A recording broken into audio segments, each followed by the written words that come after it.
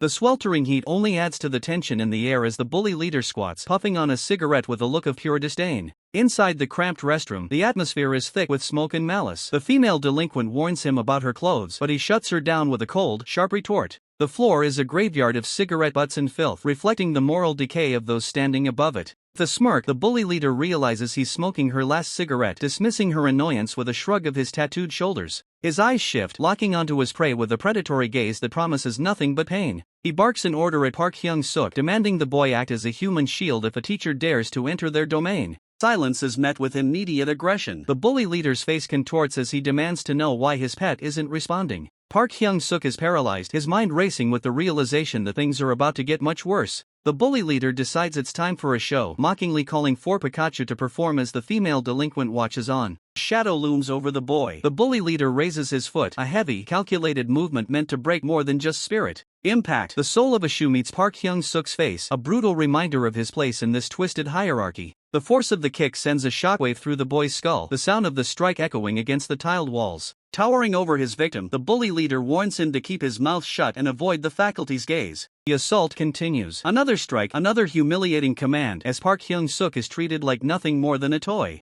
Back in the classroom, the mundane chatter of students creates a jarring contrast to the violence occurring just down the hall. The bully leader isn't finished. He winds up, his muscles tensing as he prepares a specialized strike. Calls it the pistol. A driving punch buries itself into Park Hyung-suk's gut with sickening precision. The air is forced from the boy's lungs, his face twisting into a mask of agony as the internal damage registers. As Park Hyung-suk collapses, the bully leader calmly explains the mechanics of a solar plexus strike to his cronies. Demands his Pokemon stand back up, finding twisted amusement in the boy's desperate struggle for breath. The room erupts in cruel laughter. To them, this isn't an assault, it's a comedy show at the expense of the weak. The bully leader's eyes gleam with a sadistic light. He asks the crowd if they want to see the ultimate move, 100,000 volts. Park Hyung-suk trembles, the anticipation of the next blow being almost as painful as the strikes themselves. With his hands pressed against the cold floor, the boy can only wait for the next wave of torment to begin. The despair is absolute. Park Hyung-suk, original body's face contorts in agony, his inner voice screaming for an end to the relentless torture. He just wants to die. Cruel laughter echoes around him, a cacophony of mockery. The bullies, including the female delinquent, revel in his suffering, casually calling him a retard as he lies broken. Park Hyung-suk, original body, longs for strength, wishing he could fight back, but the bully leader, with his tattooed arm, casually demands a humiliating favor, oblivious to the anguish he inflicts.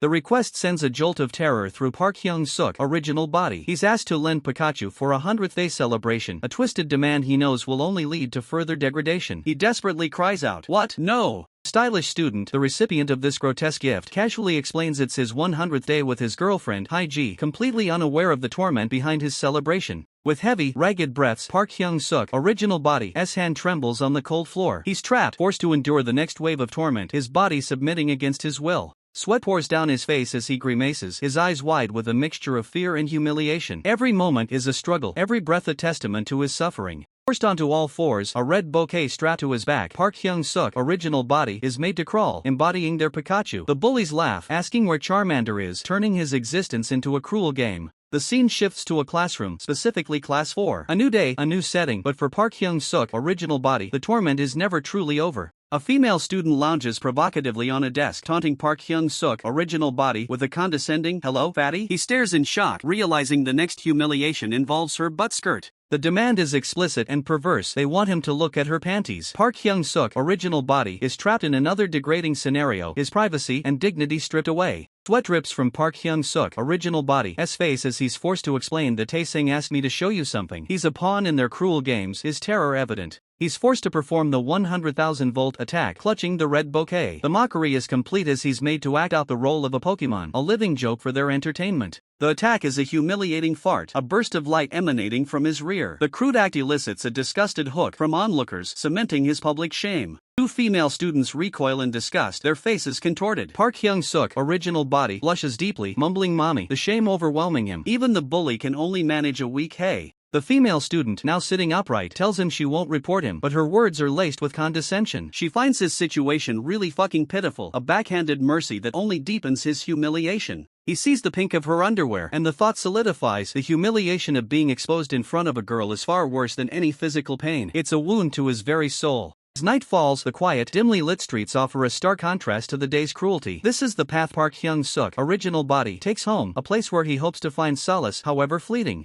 Back in his sanctuary, Park Hyung-suk, original body, calls out to Hyung-suk's mother, asking if the ramen is ready, complaining of dizziness. His focus, even after such a day, remains on food. A simple pot of ramen sits on the table, a common meal. But for Park Hyung-suk, original body, even this holds the potential for explosive frustration. His anger erupts. He screams about the eggs, blaming them for his weight, projecting his self-loathing onto a trivial detail. The frustration from his day boils over in a childish outburst. He continues to rage, shoveling the ramen into his mouth, his words a desperate cry for control over his own body and circumstances. "This is why I'm getting fat," he laments, even as he eats. Hyung-suk's mother's face is etched with pain, her eyes welling up. She forces a smile, claiming the ramen tastes bad while internally finding it so good, a heartbreaking lie to appease her son. Park Hyung-suk, original body, sits with his back to her, a quiet plea escaping his lips. "Mom, can't I change to another school?" It's a desperate attempt to escape his tormentors, a cry for a fresh start. Hyung-suk's mother pauses her dishwashing, her face falling. "Change schools?" she asks, the weight of his request heavy in her voice, knowing the sacrifices already made. Park Hyung-suk, original body, stammers out excuses about bad grades and smart students, avoiding the true reason for his desire to leave. Hyung-suk's mother cuts him off, sensing his fabricated story. With her back turned, Hyung-suk's mother continues her laborious task, quietly stating the immense difficulty she faced to settle them there, alone. Her words carry the burden of her silent sacrifices. Tears stream down Hyung-suk's mother's face as she apologizes, explaining there's nowhere else with affordable rent. Her raw honesty reveals their desperate financial situation, crushing Park Hyung-suk, original body, with guilt. The truth hits Park Hyung-suk, original body, with full force. His eyes widen, sweat dripping, as he realizes the immense burden he places on his mother and the impossibility of escape. Then, a cruel echo, "Friends?" The bully leader and the female delinquent smirk, their faces twisting into malicious grins, reminding him that he has no friends, only tormentors. Cruel taunt of friends shatters Park Hyung-suk, original body's fragile hope. His face contorts in a silent, primal scream, eyes burning with a desperate fury as the reality of his isolation crashes down.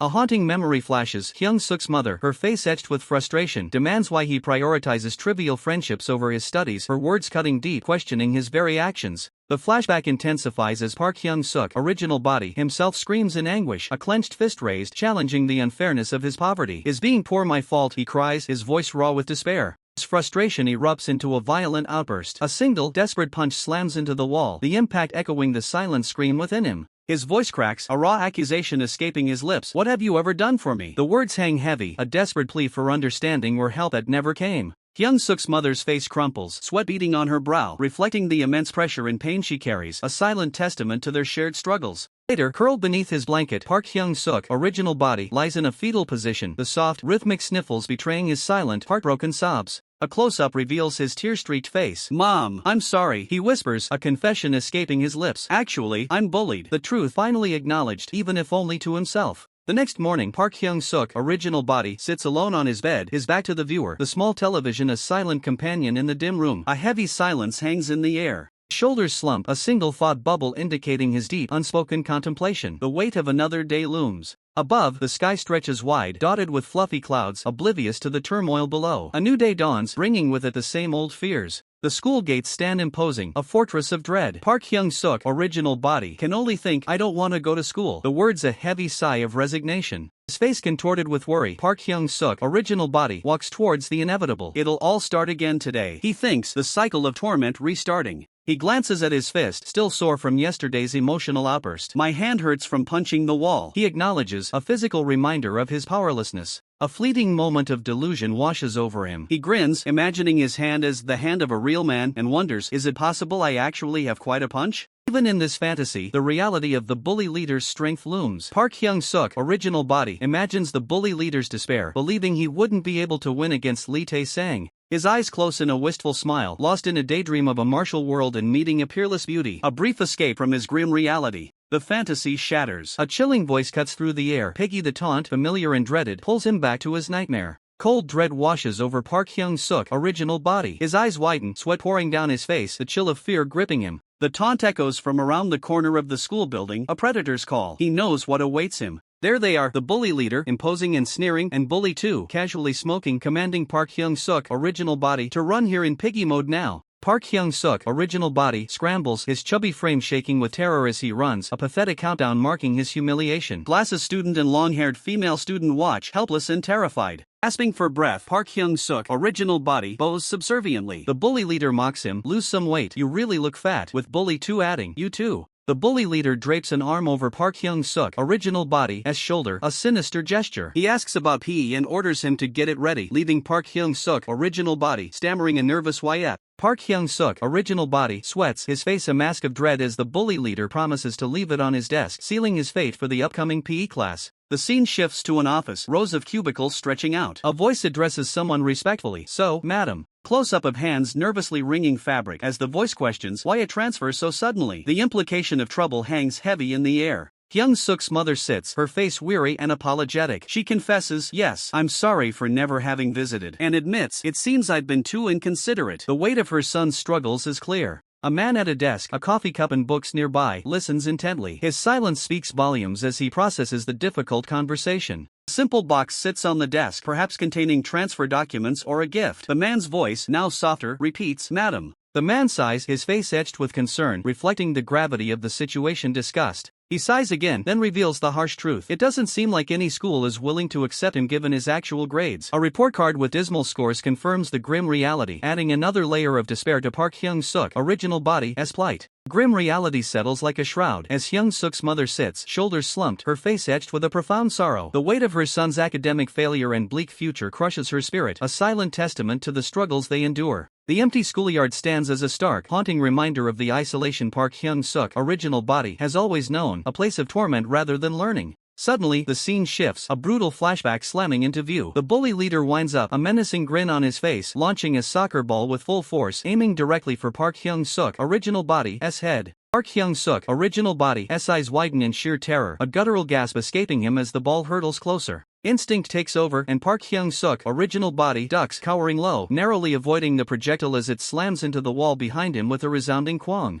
The bully leader and his cronies erupt in mocking laughter, furious that Park Hyung-suk, original body, managed to dodge, ruining their cruel game and their bet. Still trembling, Park Hyung-suk, original body, clutches his head, an internal scream of "I'm dead," echoing his utter despair and fear of the inevitable punishment. The bully leader's face darkens, a dangerous glint in his eyes as he reminds Park Hyung-suk, original body, of the rules, demanding to know why he dared to dodge. Park Hyung-suk, original body, internally questions how he was supposed to just stand there and take the hit, knowing the bully leader's words were a direct threat. "You wanna die?" Another bully, with a sinister smile, steps forward, proclaiming it's his turn and sarcastically calling himself Messick from the soccer club, mocking Park Hyung-suk, original body's plight. Nearby, a group of female students casually observes the cruel spectacle, one commenting on the shooting in the face contest while another half-heartedly warns the bullies to stop. Ignoring the girls' protests, the bully from before launches another kick, internally reveling in the imagined cheers of support while verbally dismissing the girls with a harsh "Shut up, you bitches." The powerful swing, he unleashes another shot, the air crackling with the force of his kick as onlookers exclaim at the sheer power. Park Hyung-suk, original body's terror intensifies, the thought of imminent death flashing through his mind as the ball screams towards him. The soccer genius bully had anticipated his every move, the ball arcing perfectly to where Park Hyung-suk, original body, would attempt to hide. A sickening thud. The ball connects directly with Park Hyung-suk, original body's face, a muffled "huh?" escaping him in shock.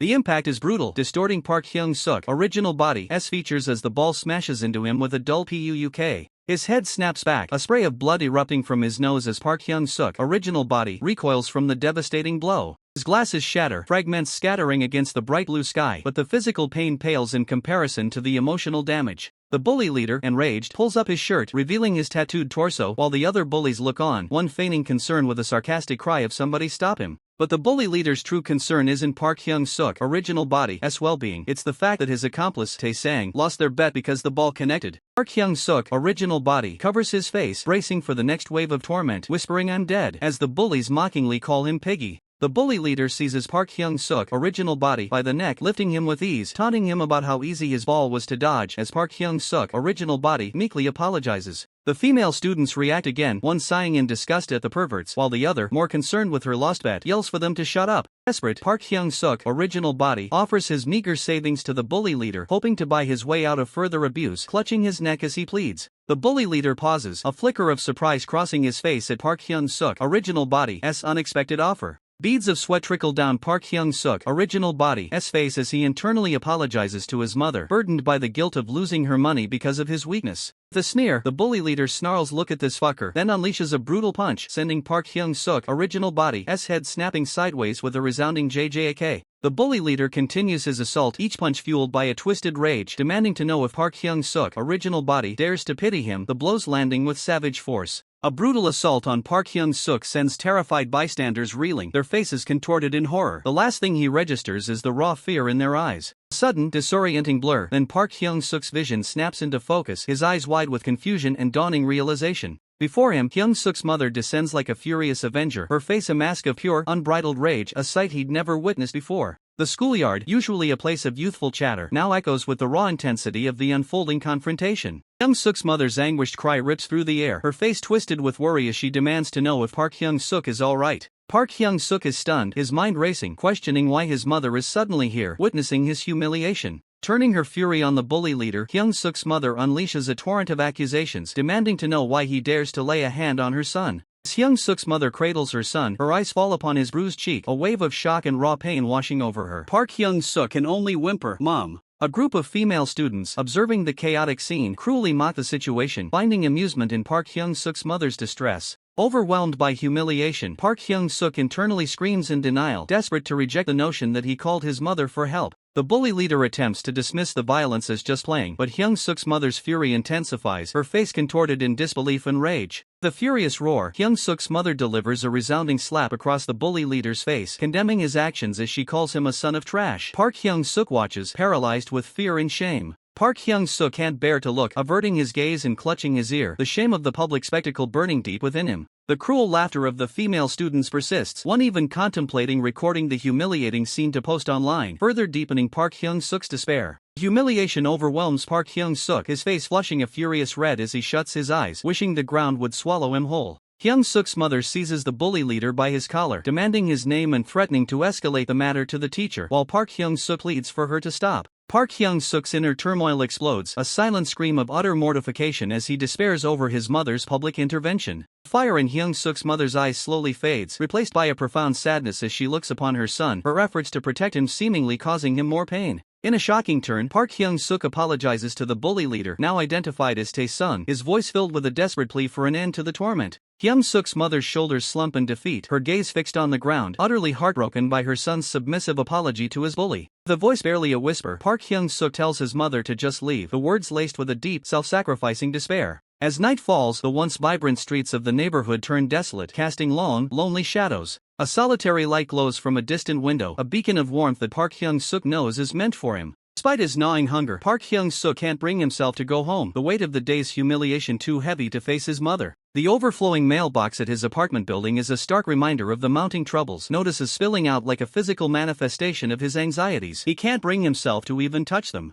His gaze falls upon his glasses, a gift from Hyung-suk's mother, bought with hard-earned savings. Each object tied to her sacrifice deepens the crushing guilt. With a soft creak, Park Hyung-suk's original body slips inside, attempting to sneak past any potential confrontation, his stomach rumbling a silent protest. He just needs to reach his room and eat. Voice cuts through the silence, sharp and clear. "Are you back now?" Park Hyung-suk's original body's face contorts in terror, his heart seizing in his chest. Hyung-suk's mother sits on the floor, her expression grim. "Let's have a talk," she states, the words heavy with unspoken disappointment. Park Hyung-suk's original body swallows hard, the sound a loud gulp in the suffocating quiet. He can only brace himself for what's to come. The air between them is thick with awkward silence. Both Hyung-suk's mother and Park Hyung-suk's original body sit, avoiding eye contact, the weight of their unspoken conflict pressing down. Park Hyung-suk's original body stares at the floor, his mind racing. What could she possibly want to discuss? His mother calls his name, Hyung-suk. "Change your school," Hyung-suk's mother declares, the words a sudden, jarring command. Park Hyung-suk's original body's eyes widen in disbelief, a shocked "huh?" escaping him. Hyung-suk's mother continues, her voice softening slightly. She explains that work prevents her from moving with him, admitting, "It seems I was being inconsiderate to you. You can live by yourself, alright, can't you?" she asks, her tone firm. Park Hyung-suk's original body is still overwhelmed, stammering, "Why so suddenly?" The scene shifts to a single lit window in a dark building as Hyung-suk's mother's words echo. "You said you wanted to study, so what do friends matter?" The full weight of her words crashes down on Park Hyung-suk's original body. She knows, he thinks, a chilling realization sweeping over him. Painful montage flashes across his mind. The constant bullying, the humiliation, the fear. His mother's voice breaks through. I know. I was pretending I didn't notice. Hyung-suk's mother offers a strained smile, a desperate attempt to reassure him. I'll manage for your living expenses, she promises. Trust mommy and change schools. Tears stream from Park Hyung-suk, original body's eyes, dripping onto his hands. A maelstrom of conflicting emotions rages within him: guilt for his mother's sacrifice, a desperate desire to escape his tormentors, and the crushing weight of his own inadequacy. Park Hyung-suk, original body, breaks down, sobbing uncontrollably, his body racked with shuddering kohaks. The pain of his situation and his mother's sacrifice is overwhelming. He collapses to his knees, hunched over in raw despair, a guttural hunning escaping his throat. Under a vast, clear blue sky, Park Hyung-suk, original body's internal monologue shifts. He vows to his mother, Mom, you really don't have to come. You've already done all the cleaning. I'll be careful of what I eat and I'll study hard. Yeah, I really can go by myself, hee. I'm off, thank you. At a bustling bus station, Park Hyung-suk, original body, mentally bids farewell to his mother. Yeah, Mom, I'm taking it now. Don't worry, hee. He's embarking on his new path. Settled on the bus, Park Hyung-suk, original body, eats, nom-nomming his food. He reflects on his destination, a low-end business school. Anywhere's better than now, though. With a renewed sense of hope, Park Hyung-suk, original body, stares out the window, a quiet determination in his eyes. This time, I'll also make friends, he vows. Bus journey ends, dropping him into a quiet, somewhat rundown residential street. Park Hyung-suk, original body, stands on the street, taking in his new surroundings. So what if it's an out-of-the-way village, he thinks, a nervous excitement bubbling up. This is it. The nervous excitement blossoms into pure elation. Park Hyung-suk, original body, feels a refreshing wave of freedom wash over him, declaring his happiness to the open sky. Even a familiar neighbor who once seemed to judge him now appears as just a neighbor auntie, her expression one of mild confusion as he greets her with newfound cheer. His benevolent mood extends even to a pair of dogs in the throes of passion as he blesses their beautiful love with an uncharacteristic lack of embarrassment. The once dreaded uphill road, a symbol of his past struggles, now appears glorious under the bright sky, reflecting his boundless optimism. In this new place, where nobody knows him, Park Hyung-suk, original body, finds sanctuary. He declares himself free from the fear of tomorrow, embracing his fresh start. He likens his impending transformation to a cicada larva, patiently waiting 7 years in the dark before its grand emergence. Now, it is his time. Park Hyung-suk, original body, resolves to become a cicada, shedding his old self for a new, vibrant existence. His first step towards this metamorphosis, a hair salon. The ding-dong of the bell heralds his determined entrance, a promise to himself that he will change. Inside, a stylish young man, the hairdresser, greets him with a welcoming smile, poised with his scissors. Park Hyung-suk, original body, overwhelmed by the salon's chic ambience, stammers his request for a cut, internally marveling at how nice the place is. Stylist gestures him to a seat. Park Hyung-suk, original body, settles in, a satisfied nice escaping his lips, clearly enjoying the attention. The stylist proposes a 2-block haircut, explaining it's a popular, tidy style favored by celebrities. Park Hyung-suk, original body, is intrigued, asking for clarification. With a hopeful grin, Park Hyung-suk, original body, requests the celebrity-favored cut. The stylist, observing his client's enthusiasm, silently acknowledges his deeper motivations. The confident adjustment of his cap, the stylist assures Park Hyung-suk, original body, he will deliver his absolute best. Amidst the rhythmic slash and cut of the scissors, the stylist gently asks Park Hyung-suk, original body, to remove his glasses, complimenting his eyes and suggesting contact lenses. 2 female customers nearby gasp in unison, their expressions a mix of Dayback and Jesus as they witness the unfolding transformation. Without his glasses, Park Hyung-suk, original body's vision blurs, but his focus remains on the impending reveal. The stylist presents the mirror, revealing Park Hyung-suk's stunning reflection, now appearing as his new body. Park Hyung-suk, original body, stares in disbelief, questioning, is this really me? A wave of shock washes over Park Hyung-suk, original body. He stares at his new, handsome face, wondering, am I actually handsome? The transformation is so profound, it feels almost criminal. Outside, a crowd of women are instantly captivated, their admiring gazes fixed on Park Hyung-suk in his new appearance. Awesome, they murmur. Walking through the bustling street, Park Hyung-suk, original body, feels the weight of every gaze, a thrilling, unprecedented experience. This is a first for me, so exciting. The sheer exhilaration of being noticed, admired, and desired fills Park Hyung-suk, original body, with an intoxicating sense of self-worth. Every step is a triumphant declaration. Later, catching his reflection, Park Hyung-suk, original body, pauses in contemplation, a quiet hum escaping him. Scrutinizes his image, still marveling at the drastic change, questioning, do I really look that different? His new appearance is still a wonder to behold. A new observation dawns on him, seems I look a bit tougher, too. The reflection now carries a subtle edge, a hint of strength he never possessed. Testing his new persona, Park Hyung-suk original body strikes a fighting pose in front of the mirror, challenging his own reflection. He's amused by how naturally intimidating he appears, thinking, "Oh, I look like I'm good at fighting." His aggressive posturing is abruptly interrupted by a voice calling out "Hang-do," snapping him back to reality with a surprised "huh?" Park Hyung-suk original body flushes with embarrassment caught in his mirror antics. A girl stares at him, her gaze a silent judgment of his ridiculous display. His face burns crimson as the girl's silent, judging gaze intensifies. Park Hyung-suk original body is mortified. Girl's expression shifts from judgment to pure confusion, her internal thoughts echoing a single question: is he dumb? Park Hyung-suk original body, in a desperate attempt to appear suave, forces a wide, self-assured grin, believing it to be a man's cool smile. Her reaction is far from impressed. A wave of bewilderment washes over her face, her eyes wide with a mix of discomfort and a silent, chilling judgment. Park Hyung-suk original body, completely misreading the situation, wonders if her flushed face is a sign of shyness, oblivious to her growing distress. Just as the tension peaks, a new figure strides into view, impeccably dressed. He asks the girl if she'd been waiting long. The girl, relieved, greets the newcomer, her internal thought confirming Park Hyung-suk original body's worst fear: is this her boyfriend? Park Hyung-suk original body's face contorts in pure terror. Newcomer's gaze hardens, his voice cutting as he demands to know who Park Hyung-suk original body is and if the girl knows him.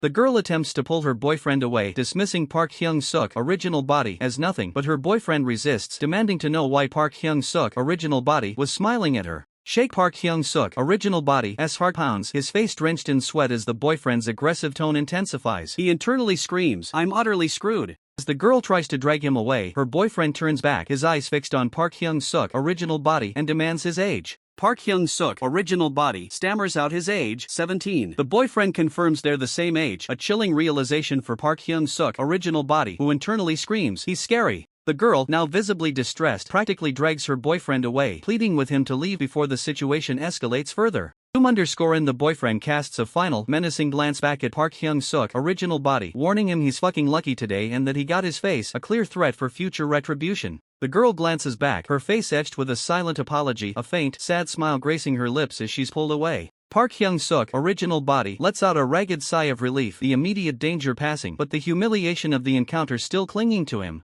Stares at the sky, a bitter thought forming, always getting pitted by girls. The feeling of being saved is tainted by the underlying sense of inadequacy. _in despite his internal declaration of "I've changed," Park Hyung-suk original body's face remains a mask of distress, the feeling of being a helpless cicada still overwhelming him. A distorted memory plays in Park Hyung-suk original body's mind, picturing the girl winking, convinced she was interested. Meanwhile, her boyfriend's angry thoughts echo the harsh reality: Park Hyung-suk original body was merely trying to act tough in front of a girl. _in a sudden surge of resolve hardens Park Hyung-suk original body's features. He clenches his fists, a fierce determination burning in his eyes. "I can't change if I back down here." Bustling city street sprawls before him, a vibrant tapestry of shops and pedestrians, a stark contrast to his internal turmoil. _in the boyfriend's voice cuts through the street noise, calling out "excuse me." As he and the girl turn back, their gazes fixed on Park Hyung-suk original body. _in Park Hyung-suk original body desperately tries to shrink behind a pole, his terror palpable as the boyfriend's taunting voice echoes, "HAH, ha, I caught ya." _in Park Hyung-suk original body forces another wink, attempting to project confidence. He proposes to get over this misunderstanding, still convinced his cool look will salvage the situation. The couple stares back, their faces a mixture of confusion and utter disbelief as Park Hyung-suk original body suggests they go for coffee, completely oblivious to their disdain. The boyfriend simply stands, his silence a heavy, dismissive judgment, his leg a rigid barrier against Park Hyung-suk original body's pathetic attempts. Boyfriend offers a slow, unsettling grin, his eyes glinting with a chilling satisfaction at Park Hyung-suk original body's helplessness. He crosses his arms, a picture of arrogant dominance, and simply asks Park Hyung-suk original body if he's ready to continue this torment. Park Hyung-suk original body's face contorts in pure terror, pleading with the one he identifies as Ji Jin-sung to let him go, promising not to retaliate. The chilling realization dawns on him, the intimidation worked. Boyfriend, now casually inviting Park Hyung-suk original body for coffee with a dismissive gesture, cements his control. Park Hyung-suk original body can only stammer a submissive "why yes," his spirit crushed. Suddenly, the scene blurs, a jarring shift in perspective as if a memory or a nightmare takes over. A brutal punch lands with sickening force, sending teeth flying, the impact reverberating with a sharp, violent crack. Boyfriend delivers a powerful kick, sending another individual reeling. A fight has erupted, drawing gasps from unseen onlookers. He stands triumphant amidst a crowd, declaring his dominance. Bystanders mistakenly call him Lee Jin-sung as he warns them to stay away. Park Hyung-suk, original body, eyes widen in abject terror as a fist descends. The crowd's horrified murmurs of "call the police" doing little to halt the impending blow. He clenches his teeth, bracing for impact. The raw power of the fist before him is terrifying, but a deeper dread begins to settle in. His true fear isn't the physical pain, but the relentless clicking of phone cameras capturing his humiliation for a global audience. Later, the oppressive darkness of a lonely alleyway mirrors the despair in Park Hyung-suk, original body's heart. He stares at his phone, a sick feeling rising as he sees the video of his brutal beating playing on his social media feed. The comments scroll by, a mix of laughter, shock, and feigned concern, all feeding his crushing despair. He whispers, "I want to die." The video has garnered tens of thousands of likes and comments. Park Hyung-suk, original body, is now a viral sensation, a Facebook star of humiliation. Huddled in a corner, his phone a cruel mirror, he laments his hopelessness. Any shred of self-esteem he'd managed to build has been utterly annihilated. Tears stream down his face as he curses himself, calling himself thing trash and worthless. His fragile confidence has vanished without a trace.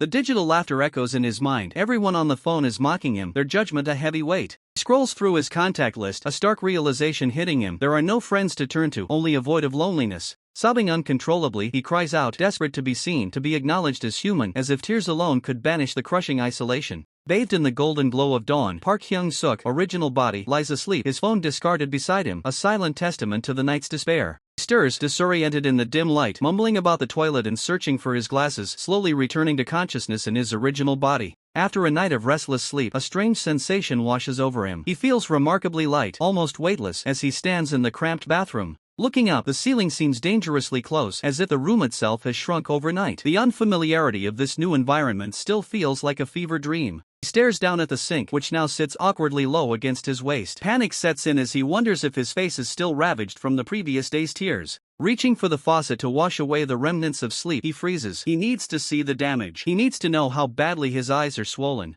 But as he looks into the mirror, there is no redness, no puffiness. Instead, a pair of sharp, clear eyes stare back with an intensity he's never possessed. Every detail is flawless. His vision is crisp, and the reflection reveals a face that is perfectly fine, better than fine. Park Hyung-suk, new body, stands frozen before the mirror, gazing at a towering, muscular physique that looks like it was sculpted from marble. His breath hitches. The confusion is absolute. This isn't the body he went to sleep in. His jaw drops in sheer disbelief. The reality of the situation hits him with the force of a physical blow. Standing there completely exposed, his mind grinds to a halt. The world around him fades as his thoughts simply stop. A soft, breathless sound escapes his lips. It's the only word he can manage as he tries to process the impossible transformation. His feet flinch against the cold floor, his instincts screaming at him to move, to run, to do something. With a heavy thud, he collapses backward, his new limbs failing to coordinate with his panicked mind. Terror takes over. Should he call the police? An ambulance? No, his first instinct is the only one that matters. He needs to call his mother. As he turns, his heart stops. There, lying on the bed in the dim morning light, is a sight that defies all logic. Park Hyung-suk, new body, stares in horror at the figure huddled under the blankets. It's a nightmare made manifest. He looks down, his mind fracturing. The silence in the room is deafening as he confronts the impossible.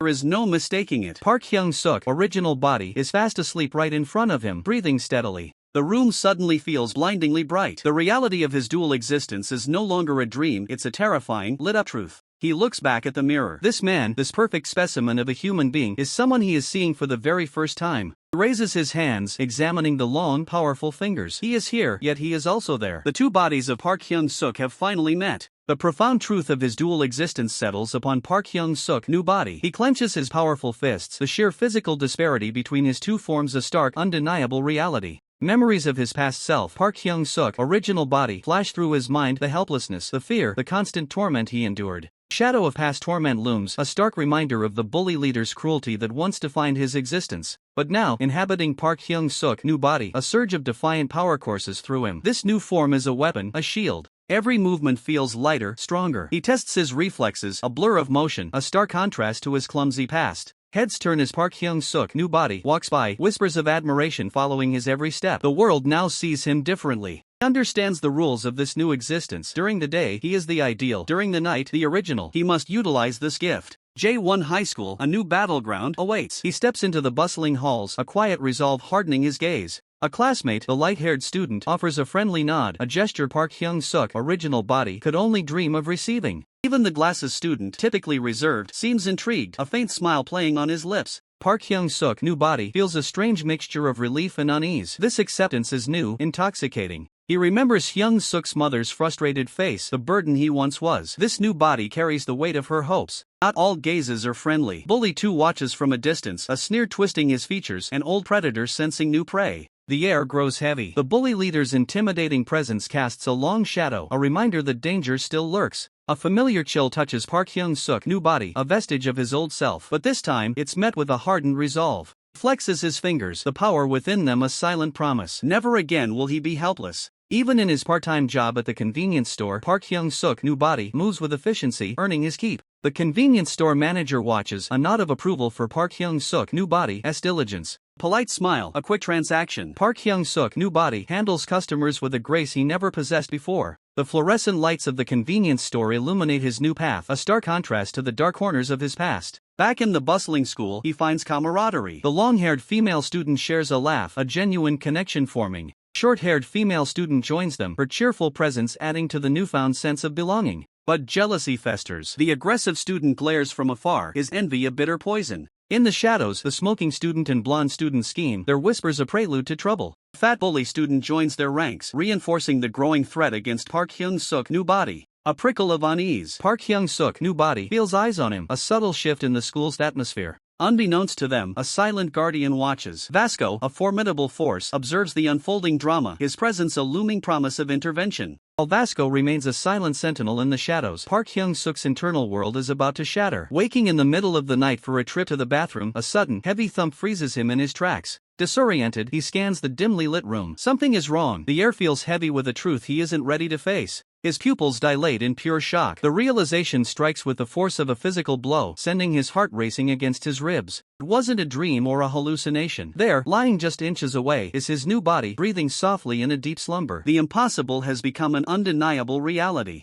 He stares at the perfect, muscular form of the new body. The sight is paralyzing. How can he be standing here, yet lying there at the same time? A cold chill washes over him, drenching him in sweat. The horror of the situation begins to sink in, leaving him trembling in the darkness. Desperate for answers, Hyung-suk reaches out with shaking hands, trying to rouse the sleeping figure. He whispers a plea, his voice cracking with fear. Panic takes over. He screams, begging the other body to wake up and end this nightmare, but the figure remains motionless. Suddenly, the world begins to blur. The edges of his vision darken as a strange, irresistible force pulls at his consciousness. Weight of exhaustion slams into him. As his original body collapses back onto the floor, his consciousness drifts into the void. In the blink of an eye, the perspective shifts. Eyes snap open, clear and sharp, as his soul migrates across the narrow gap between two lives. Now in the new body, he stares into the gloom. The transition is instantaneous, seamless, and utterly terrifying. He bolts upright, heart hammering. The realization hits him like a lightning strike. He has successfully inhabited the other body once again. Shock is etched into every line of his handsome face. He is no longer the victim, he is a miracle, yet the mystery only deepens. For the rest of the night, the cycle repeats. Desperate cries of "excuse me" echo through the room, a dialogue between a man and his own shadow.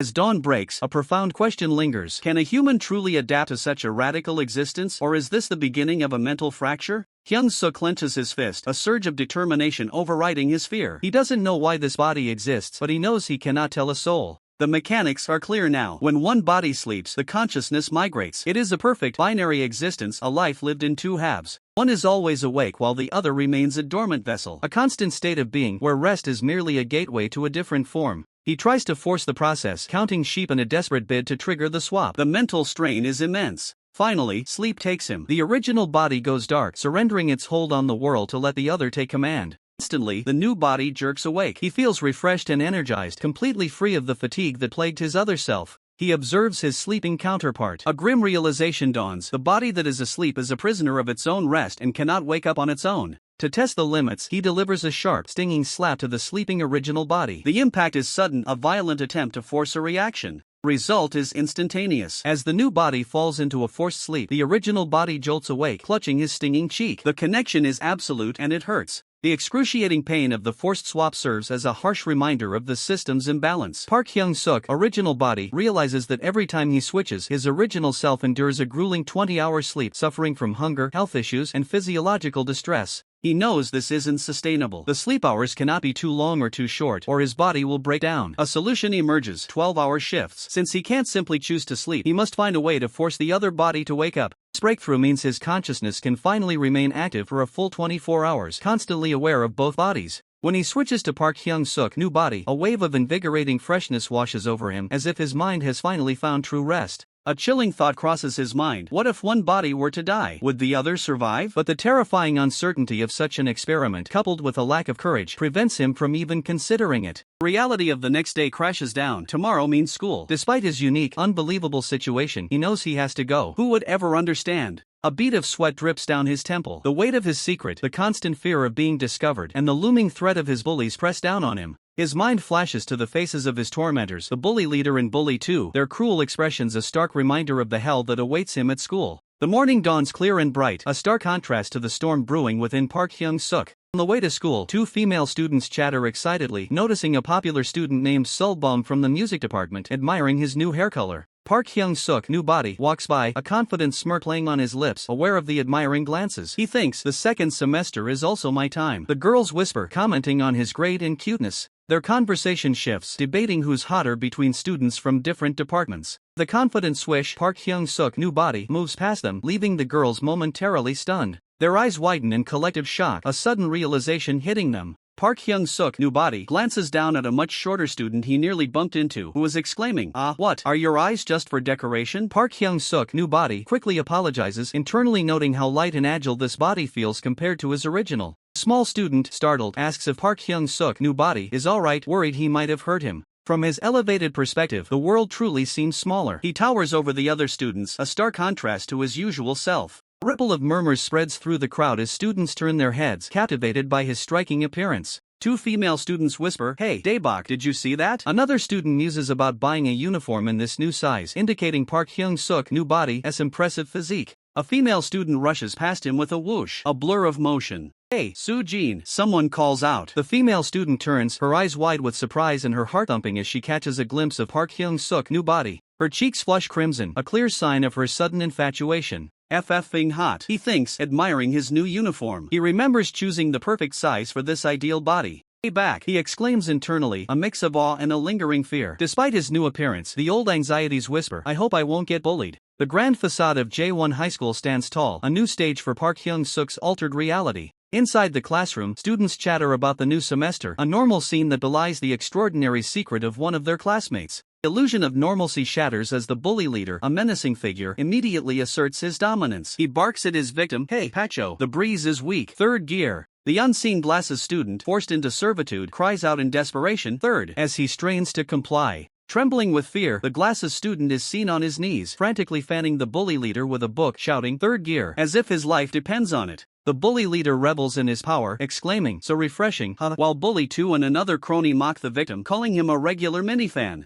Overwhelmed by shame and despair, the glasses student continues his forced labor, his internal thoughts screaming, "I'm so embarrassed, I wanna die." A brave long-haired female student attempts to intervene, "Hey, the wind's cold, stop that," but is immediately shut down by the female delinquent who snarls, "Shut up, ugly bitch, shut your mouth, it stinks." Mi-Jean shivers uncontrollably, wrapping her arms around herself, the cold seeping into her bones as she mutters, "So cold." Her distress is palpable. Bully leader, feigning concern, suddenly asks, "Oh, was Mi-Jean cold?" Then turns his anger on the glasses student, "Hey, who told you to fan towards Mi-Jean? Fan off, off." Suddenly, a loud thud echoes from the hallway. "It's the teach," a student whispers as the outside of the fashion design classroom is shown. The teacher, a stern-faced man, demands silence before announcing, "Today, we have a new student joining us." A wave of murmurs sweeps through the class. "A transfer student? In our school? A girl? A boy?" The students wonder, their curiosity piqued. With a soft slide, the classroom door opens, revealing a blinding light from the hallway. Every student in the room stares, mouths agape, their eyes wide with disbelief at the figure now standing before them.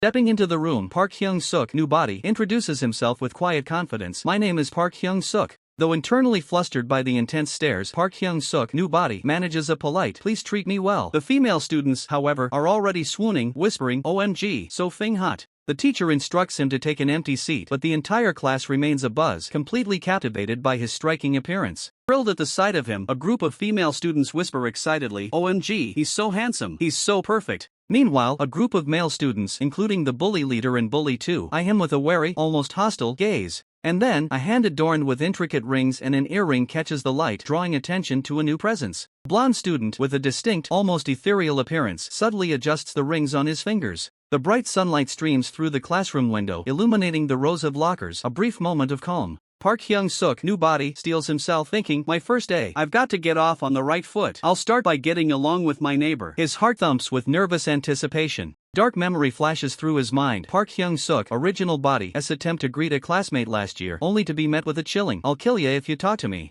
Shaking off the past, Park Hyung-suk, new body, forces a wide, friendly smile, hesitantly offering a hi to his new deskmate. His eyes widen in sudden, profound shock as he finally takes in his deskmate's identity. An ironic twist of fate indeed. Park Hyung-suk, new body, recognizes his deskmate with a jolt of horror. It's that guy. The deskmate is none other than the bully leader, the very person who tormented Park Hyung-suk, original body. A chilling thought echoes in his mind. He's the one who beat me. Internally, Park Hyung-suk, new body, despairs, messed up from the first day. While around him, students continue to whisper, is he a model? What a treat for the eyes, oblivious to his turmoil. Across the room, a female student meticulously curls her hair, pats on makeup, and with a confident swish, changes into a shorter skirt, ready to make an impression. Park Hyung-suk, new body, watches, a look of surprise on his face as the student makes her move. Student named Hanul approaches Park Hyung-suk, new body, introducing herself with a flirtatious hi, I'm Hanul. Other students whisper, there goes Park Hanul. I knew she'd make a move. She's putting on the charm. Suddenly, a group of female students gasp in shock, pointing at one of their friends. Oh, you've got a hand mark on you. The injured girl looks confused, then a wave of fury washes over them. That bitch. Really? The source of their fury is revealed, a smug female student, Park Hanul, who just made a sarcastic pun about a hand mark, clearly mocking the victim. The other students are enraged, recognizing her cruel pattern of torment. Park Hyung-suk, new body, is caught off guard, a blush creeping onto his cheeks at the unexpected compliment. His inner self, Park Hyung-suk, original body, is stunned by the rare positive attention from a girl. Park Hanul, the smug female student, turns her head, seemingly called out by someone amidst the escalating tension.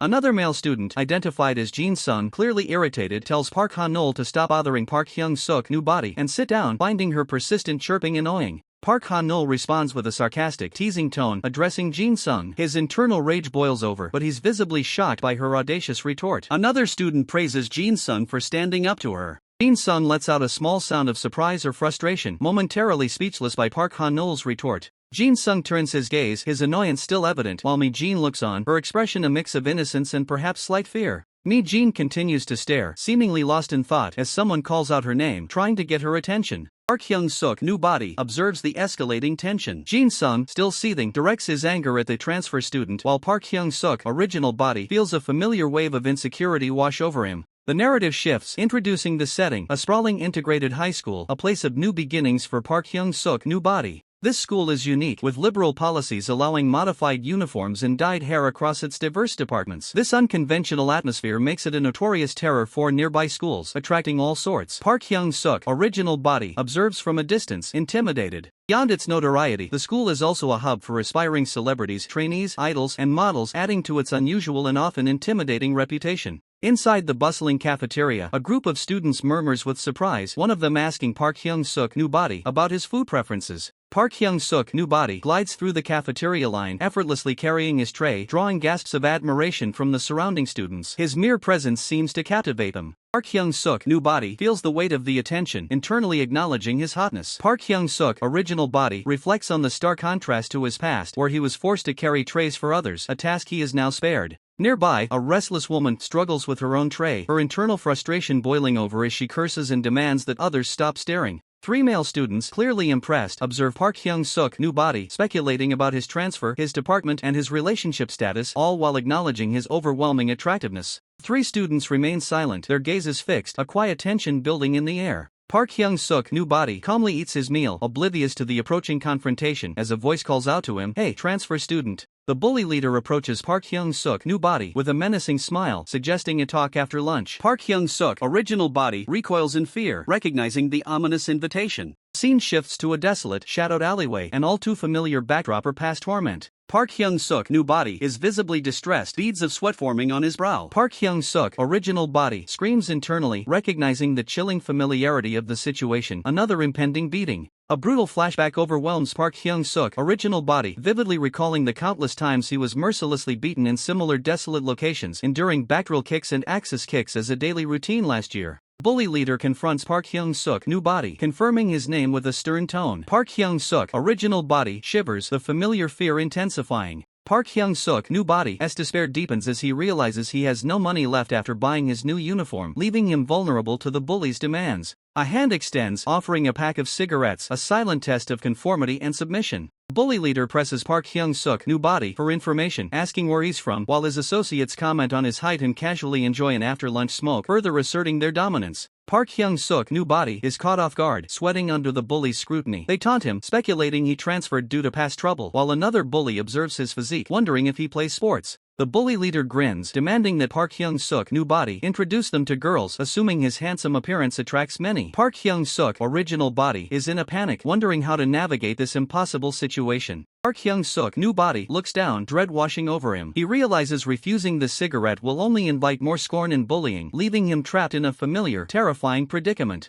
Park Hyung-suk new body, with a forced calm, states he's quit smoking. The bully leader and bully 2 stare, taken aback by his unexpected refusal. Pauses, the tension thickening. Then, with unwavering resolve, Park Hyung-suk new body adds that he also doesn't know any women, directly shutting down their earlier demand. The bully leader and bully 2 are utterly stunned, sweat pouring down their faces. They perceive Park Hyung-suk new body's calm defiance not as weakness but as an intimidating, almost terrifying strength. Park Hyung-suk new body turns and calmly announces he'll head inside, leaving the bewildered bullies in his wake. They are convinced he's a formidable fighter, quickly deciding to retreat. Park Hyung-suk new body breathes a silent sigh of relief, realizing his gamble paid off. The bully leader and bully 2 grumble, annoyed by Park Hyung-suk new body's unexpected attitude, but they don't dare to confront him further. Inside the classroom, Park Hyung-suk new body is already asleep, head resting on a stack of books. A nearby long-haired female student gazes at his peaceful, handsome face, sighing at his effortless charm. Meanwhile, back in the grimy alleyways of the city, the original body of Park Hyung-suk original body stirs.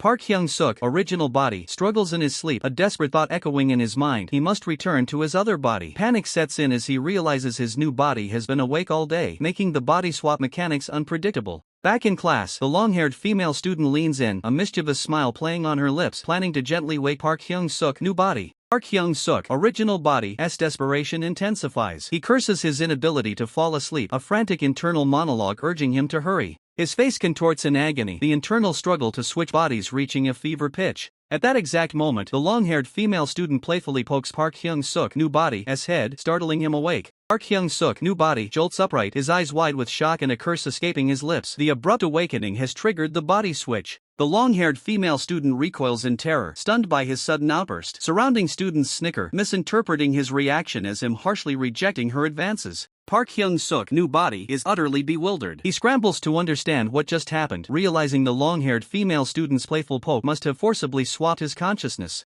Despite the chaotic awakening, the long-haired female student's beauty shines through, captivating Park Hyung-suk new body even amidst his confusion. His mind briefly drifts to the idealized image of a beautiful girl, a fleeting thought of the perfect companion. As night falls, the convenience store where Park Hyung-suk new body works part-time glows under the streetlights. Inside, Park Hyung-suk new body efficiently scans items. A customer declines a bag, the transaction proceeding smoothly. The convenience store manager offers a polite farewell, but the departing customer simply leaves, prompting a frustrated sigh from the manager about the lack of common courtesy. The convenience store manager's sigh of frustration echoes, a testament to the thankless grind of his job. But the narrative abruptly shifts, rewinding to the previous day, yesterday after school, as the camera pans across the same convenience store, now bathed in the warm glow of dusk. Faded sign taped to the window advertises a desperate need for part-time help needed for night shift 9 p.m. to 7 a.m. Salary negotiable. It's a beacon for those seeking late-night work. The chime of the door signals a new arrival. The convenience store manager, engrossed in his phone, looks up as a polite voice asks if the night shift position is still open. He quickly responds with eager affirmation.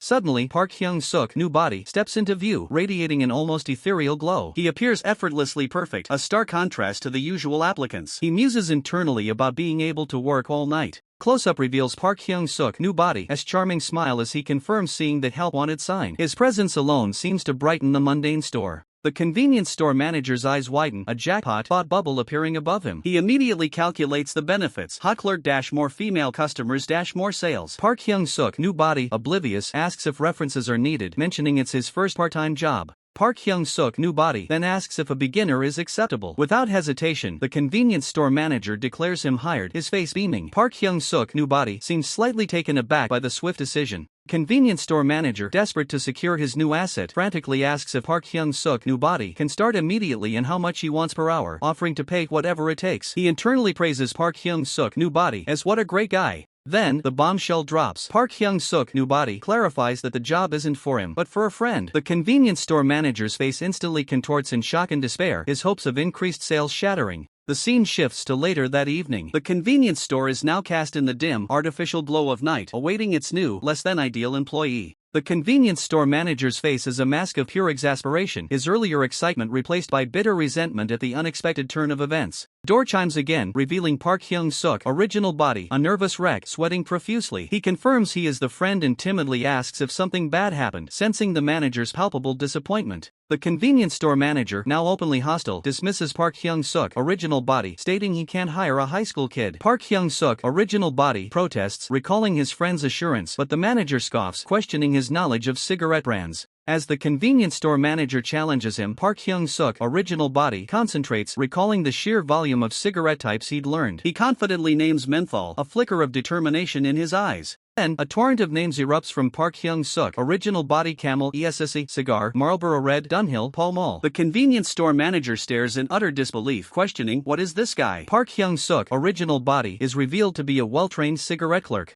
Park Hyung-suk, original body, secures the job, albeit with a lower wage than initially promised. He laments the discrepancy while the convenience store manager, still clinging to hope, internally demands that Park Hyung-suk, new body, be brought back. The reality of his dual existence weighs heavily on Park Hyung-suk, original body. With two bodies, his living expenses are now irrevocably doubled. His new routine is brutal: study during the day, work at night. The cycle of 8 p.m. to 8 a.m. sees Park Hyung-suk, original body, active, a constant struggle to keep up with his demanding life. Alone in the darkness, Park Hyung-suk, original body, questions his fate. Why is this happening to me? He wonders if the new body will simply disappear, wishing his original form would vanish instead. The narrator reflects on his current reality, though the present is still like a dream, a nightmare. The chiming of the convenience store door signals another customer. Ding of the door rings out, a mundane sound that belies the tension about to unfold. Welcome, the automated voice greets, signaling the arrival of another customer. Three intimidating figures stride into the store, their presence immediately shifting the atmosphere. One of them lets out a casual HOO as they survey the aisles. The largest of the three demands 4 packs of Marlboro Lights. Park Hyung-suk, original body, recognizes them with a jolt of terror. My classmates. Park Hyung-suk, original body, is paralyzed by fear and panic, sweat pouring down his face. He internally screams about the trouble he'll face if he sells cigarettes to minors. Gathering his courage, Park Hyung-suk, original body, stammers, I need to see some ID. His classmates react with surprise, one questioning if their usual intimidation tactics are a bit much, while another insists this usually works. With a flourish, the largest student presents an ID card. Park Hyung-suk, original body, stares in confusion, a HUH thought bubble appearing above him. The ID reveals the name Park Tae-ju and a birth year of 1984. Park Hyung-suk, original body, is utterly bewildered. Born 1984? How did he even get the ID of an old guy like this? The large student, now enraged, snatches back the ID, yelling that he just got fat. He curses Park Hyung-suk, original body, for his refusal. One of the other students, embarrassed, urges the group to let's just go. As the situation escalates, Park Hyung-suk, original body, is a trembling mess, overwhelmed by the confrontation. He desperately asks the student's real age, fearing the consequences of his actions and the imminent threat of being fired. The door chimes again, signaling yet another arrival. HOI, a voice shouts, interrupting the tense standoff. A new student, with a distinctive punk rock style, enters. He looks annoyed, suggesting they just go somewhere else if they can't get what they want, finding the whole ordeal embarrassing. Door chimes once more, a final, jarring HOI echoing through the small store, promising further complications. The shock is instantaneous as the bully leader stares down Park Hyung-suk's original body, the very target he used to torment. The air in the convenience store thickens with the weight of past trauma and impending violence. Cold sweat pours down Hyung-suk's face. His heart hammers against his ribs like a trapped bird, his mind screaming for a mother who isn't there to protect him from this nightmare.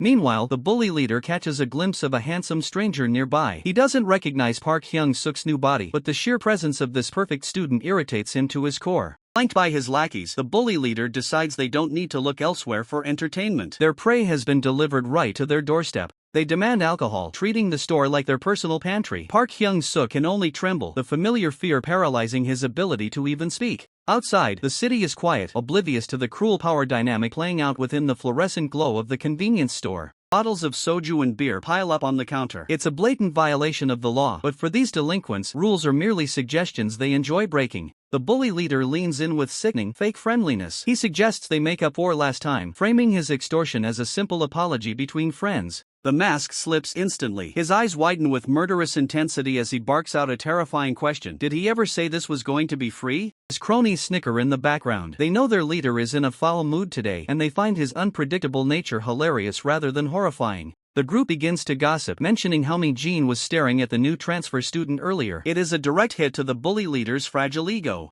The realization that Jean turned him down because of the new guy sends a surge of adrenaline through his veins. His face contorts into a mask of pure, unadulterated rage. He clutches his head, his sanity fraying. He can't stand the transfer student, and he certainly cannot stand being mocked by his own failures. In his distorted memory, he sees the new Park Hyung-suk flirting effortlessly with Jean. The jealousy is a poison, and it needs an outlet. He turns that venom toward the easiest target available. Hyung-suk's original body is caught in the crosshairs of a rage that wasn't even meant for him. With a cold, final declaration, the bully leader announces that the truce is officially over. The fragile piece shatters into a million jagged pieces. The air crackles with kinetic energy as the first strike is launched. Speed and malice combine into a singular, violent motion. The bully leader's fist connects with brutal force, sending a shockwave of pain through Hyung-suk's jaw. The assault is relentless. Another blow lands and the world spins. Hyung-suk realizes with a sinking heart that the cycle of abuse has returned with a vengeance. The bullies prepare to leave, dismissively telling him to just forgive and forget. Hyung-suk sits on the floor, his face a map of bruises and broken pride. But they aren't finished. One of the bullies forces him into a humiliating pose, snapping a photo as insurance. If he ever dares to report them, his dignity will be the first thing they destroy. Left alone in the dark, the weight of the world crushes him. He reaches for his phone, the only lifeline he has left in this cruel, indifferent city. On the other end, Hyung-suk's mother answers. Her voice is a ray of sunshine in his pitch-black reality, completely unaware of the blood on her son's face. He forces a smile into his voice, weaving a desperate lie. He tells her he's popular and that he's just out for a stroll with friends. Every word is a stab to his own heart. His mother laughs, claiming she's also just taking a walk. They share a moment of connection, two souls bound by love and the secrets they keep to protect each other. He asks if she's doing all right, his voice trembling with the effort to remain composed. He needs her to be okay, because he certainly isn't. She assures him everything is perfect. She asks if the money she sends is enough for his living expenses, her only concern being his comfort and happiness. But the truth is a bitter pill. Hyung-suk's mother isn't on a leisurely stroll. She's hunched over in the dark, collecting cardboard to scrap her pennies, sacrificing her body so her son can have a future. She keeps her voice steady over the phone, lying that she's just taking a long walk while her hands remain stained by the labor she hides from her son. A final I love you is all she offers before the grind continues. When the morning light finally breaks, it signals the start of a new day and the activation of a miracle that defies logic. Consciousness snaps back into place. An eye opens, clear and sharp, ready to inhabit a world of perfection. In one corner of the room, his original body remains in a heavy, bruised slumber, its physical form bearing the scars of yesterday's torment. But across from it, his new body sits up, feeling the incredible surge of life that only this ideal vessel can provide. The feeling is beyond refreshed. It's a return to a dreamlike reality where weakness is a distant memory. Feels it, the overflowing strength coursing through every muscle, a power he never possessed in his old life. With a sudden burst of movement, he realizes just how light this body is. It's agile, responsive, and dangerous. It's like operating a finely tuned engine. Every part of him is built for peak performance, a biological masterpiece. Standing tall, the world that once looked down on him now feels small. For the first time, he feels like he could actually fly. He arrives at school, the very place that used to be his personal hell, but today, the atmosphere is different. Whispers follow him through the halls. The girls can't help themselves, gasping at the sheer presence of the new student. To them, he's a gorgeous protagonist stepped straight out of a comic, a vision of aesthetic perfection. But internally, the trauma of his original body still lingers. He realizes that coming to school is easy when you have a face the world adores. He reaches the classroom door, the threshold where his daily humiliations usually began.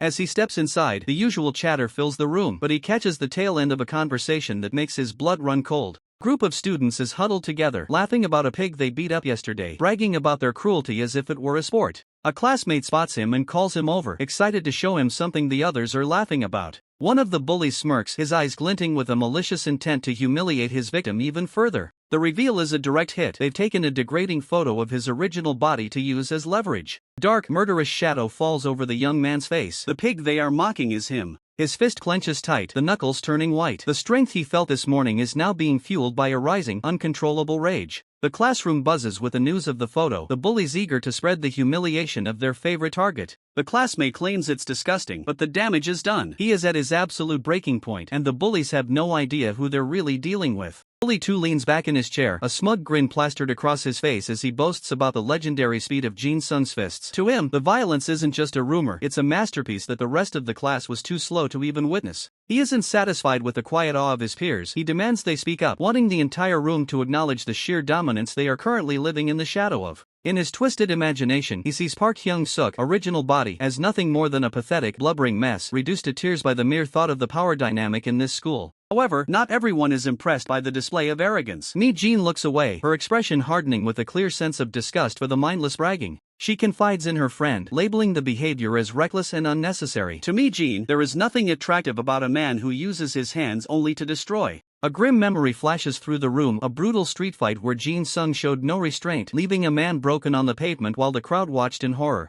Long-haired female student listens with wide eyes, her face a mask of shock as she processes the terrifying reputation of the boy sitting just a few desks away. She leans in closer, the dark allure of the school's power hierarchy taking hold as she tries to reconcile the rumors with the person in front of her. Bully 2 basks in the attention, his posture radiating a cold confidence. He is an up-and-coming boxer, a title he wears like armor to intimidate anyone who dares to cross him. Classroom feels smaller now, the morning light doing little to dispel the heavy atmosphere of a place where strength is the only currency that matters. Bully 2 feigns a moment of modesty, claiming he's ashamed of his own power, yet he can't help but detail how a single punch nearly sent a man into a permanent sleep. Watching from his desk, Park Hyung-suk, new body, feels a chill run down his spine. He realizes that by some cruel twist of fate, he has moved in right next to a professional monster. The tension shifts as a group of girls approaches Park Hyung-suk, new body, their curiosity getting the better of them as they ask if someone as perfect as him is already taken. A sudden gasp of pure shock erupts, cutting through the chatter as eyes go wide. Something unexpected has just shattered the social equilibrium of the room.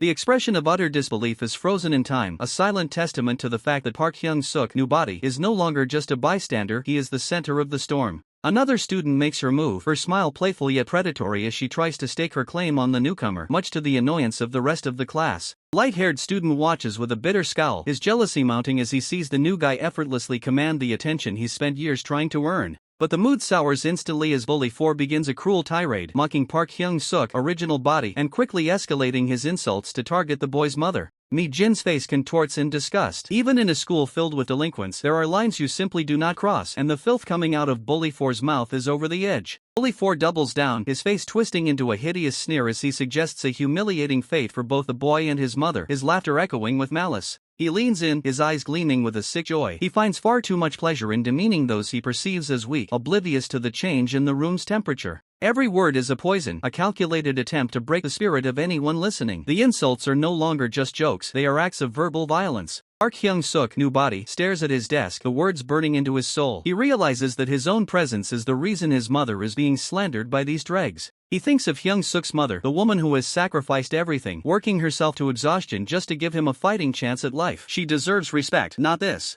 The laughter of the bullies suddenly falters as a heavy, suffocating silence descends upon the group. The air in the classroom feels like it's about to ignite. With a voice like a sharpening blade, Park Hyung-suk, new body, looks up. He issues a single, terrifying warning: never speak ill of his mother again. A montage of shock ripples through the room. From the bullies to the bystanders, no one expected the quiet, handsome newcomer to possess such a murderous aura. Bully 2's face turns a deep, furious red. His pride is wounded, and his control over the classroom is slipping through his fingers in front of everyone. The realization that this is happening right in front of Mi-jin pushes him over the edge. His ego cannot handle being challenged by a nobody. A violent crash echoes through the halls as a desk is flipped with explosive force. The time for words has officially ended. Bully 2 stands tall, his foot planted firmly as he stares down his new rival. He's ready to show Park Hyung-suk, new body, that in this school, only the strongest fists get to talk. Park Hyung-suk, new body, remains seated, his silence only heightening the suffocating tension filling the classroom. Word of the confrontation spreads like wildfire. The students can hardly believe someone is actually challenging the legendary fast hand. The girls in the neighboring classes don't care about the violence, they're just desperate to catch a glimpse of the new heartthrob.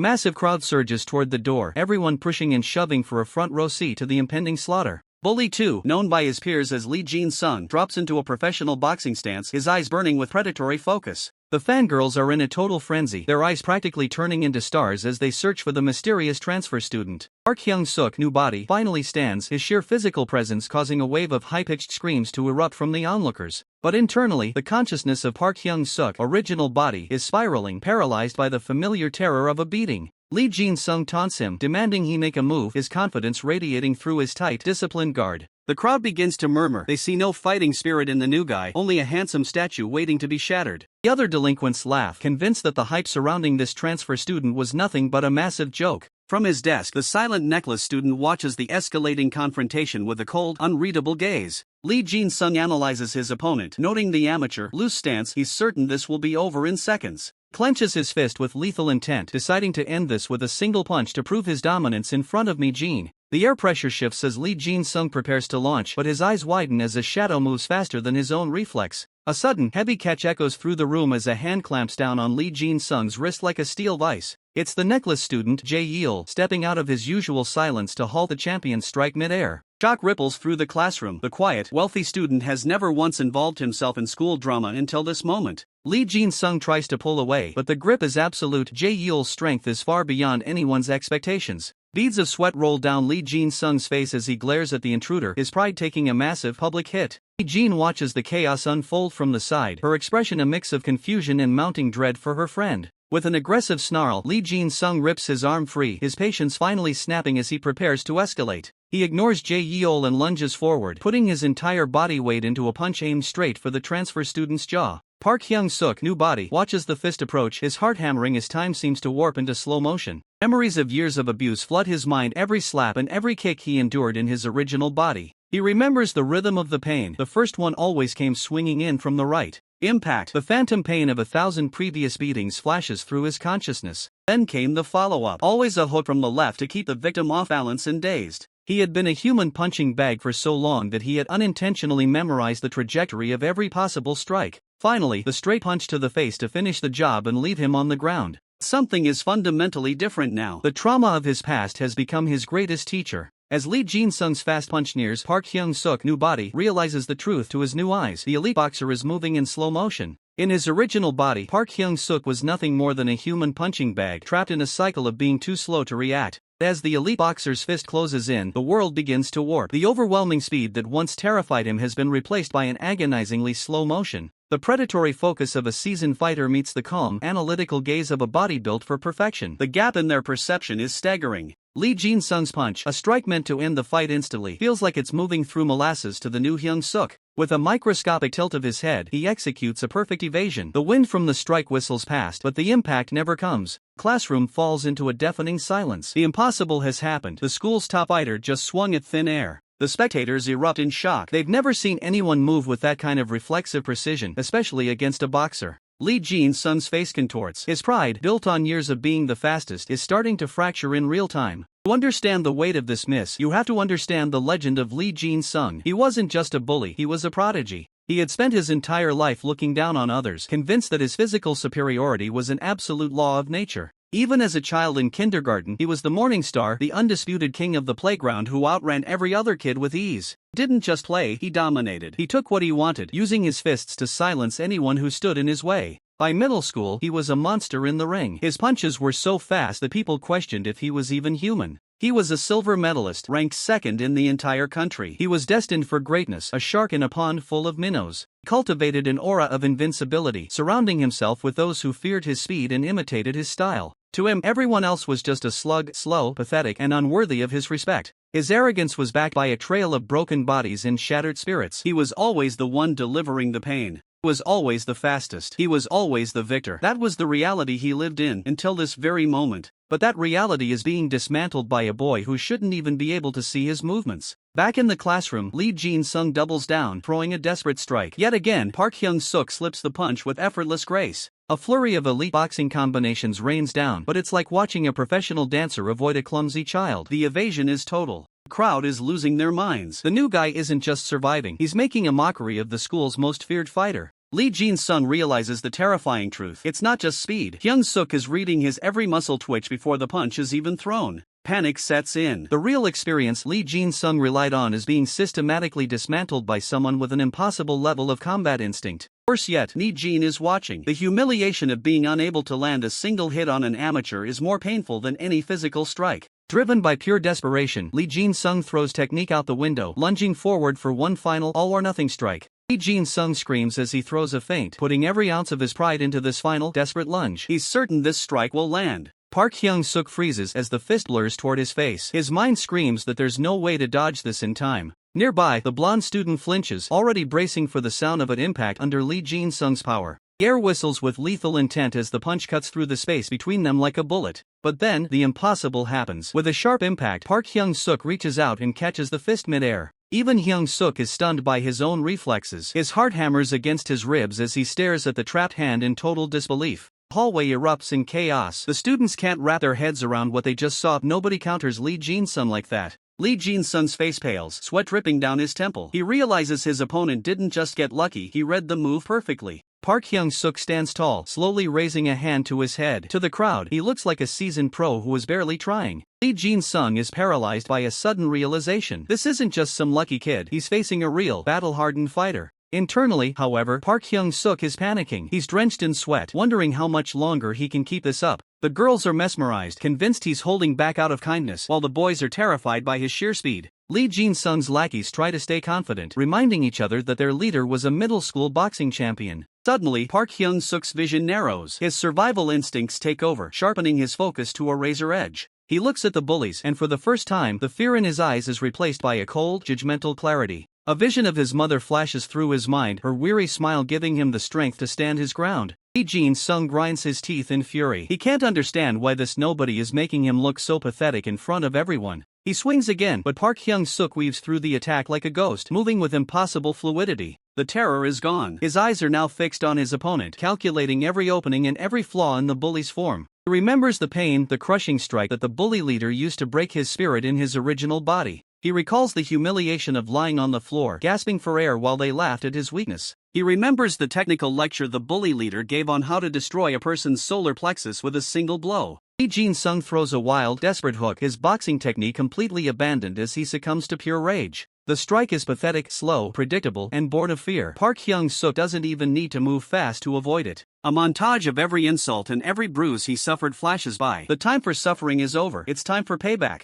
The student doesn't hesitate. The memories of past agony fuel a sudden, explosive surge of adrenaline. His muscles coil like steel springs, perfectly defined and brimming with a level of power he never thought possible. His gaze sharpens, locking onto his target with a cold, predatory focus. With a sudden burst of speed, his feet leave the ground, launching him forward with the grace of a professional athlete. He seizes control of the situation, gripping his opponent with a strength that brooks no resistance. The punch connects with a sickening thud, a perfect execution of raw force meeting its target. The bully's face contorts as the impact ripples through him, his arrogance shattered in a single microsecond. The entire room falls into a deathly silence, the air thick with the collective gasp of the witnesses. Disbelief washes over the crowd. The once dominant leader has just been dethroned by the new student. Bully collapses, his body folding under the weight of that singular, devastating strike. He stays down, gasping for air as the reality of his defeat sinks in. It was a one-head knockout. The student looks down at his fist, stunned by the sheer magnitude of the strength he now wields. He stands tall amidst the chaos, a silent figure who has just rewritten the social hierarchy of the school. A flicker of concern crosses his mind. Did he hit him too hard? The power of this body is almost frightening. The hallway erupts as cheers and whispers of amazement echo off the lockers. Girl watches with wide eyes, her fear replaced by a burgeoning sense of awe. But the bully isn't finished. Through the pain, a desperate, ugly rage begins to boil over. He sneers at the onlookers, his pride wounded more deeply than his jaw, attempting to reclaim his authority. He spits out threats, promising to retaliate against anyone who dares to watch his humiliation. Once mighty bully is reduced to a trembling mess, lashing out to hide his own weakness. The new student simply looks back, his expression unreadable as he observes the fallen figure. Nearby, a student in glasses watches the exchange with a calculating gaze, recognizing that a new power has entered the arena. He sighs, knowing that while the leaders fight for dominance, it is the ones at the bottom who suffer the fallout. The scene shifts to a quiet, dimly lit restroom where the air is thick with tension. Blonde student leans back, his eyes hidden behind his fringe, stewing in a silent, vengeful plot. He stands with his back to the world, already planning the next move to reclaim their group's lost honor. The word is out. They are going after the new student. Knowing they cannot stand alone, they decide to change the rules. The other students agree. A cowardly 3-on-1 ambush is their chosen way to ensure the new student falls. The smoking student clenches his fist, planning a cowardly attack from behind. He is confident he can take down Park Hyung-suk, the new student. The blonde student agrees, planning to ambush him after school to humiliate him. The school day nears its end as the final bell looms. Elsewhere, Vasco listens as students whisper about Park Hyung-suk's one-punch victory over Lee Jin-sung. Vasco wonders if this new student is truly as handsome as everyone says. The news of Park Hyung-suk reaches the beauty department where students marvel at his looks and his win over Lee Jin-sung. Jang Hyun hears the rumors but is more interested in Park Hyung-suk's appearance, wanting him as a hair model. Reports reach Lee Eun-tae in the architecture department. The new student is handsome, popular, and a skilled fighter. Lee Eun-tae feels a surge of rivalry, moved to tears as he vows to face him. Meanwhile, a student with glasses rushes down the hallway in a hurry to find a restroom. He runs past Park Hyung-suk, who stands quietly in the corridor. The student continues his urgent dash through the school. He stops abruptly, his eyes widening at a shocking sight. The three bullies who planned the ambush are now battered and slumped against the wall, defeated and groaning in pain. One of the bullies shivers on the floor, completely broken by the encounter. Their faces are bloodied and swollen. They stammer in confusion, unable to understand how they were defeated. Sunlight streams into the empty classroom after the struggle. Park Hyung-suk remains composed, with only a small scratch on his shoulder as evidence of the fight. As night falls, the city's alleyways grow dark. In his original body, Park Hyung-suk watches his new body sleep, reflecting on the day's events. He recalls the moment of triumph over the bully, his first real punch, and the sound of the crowd cheering him on.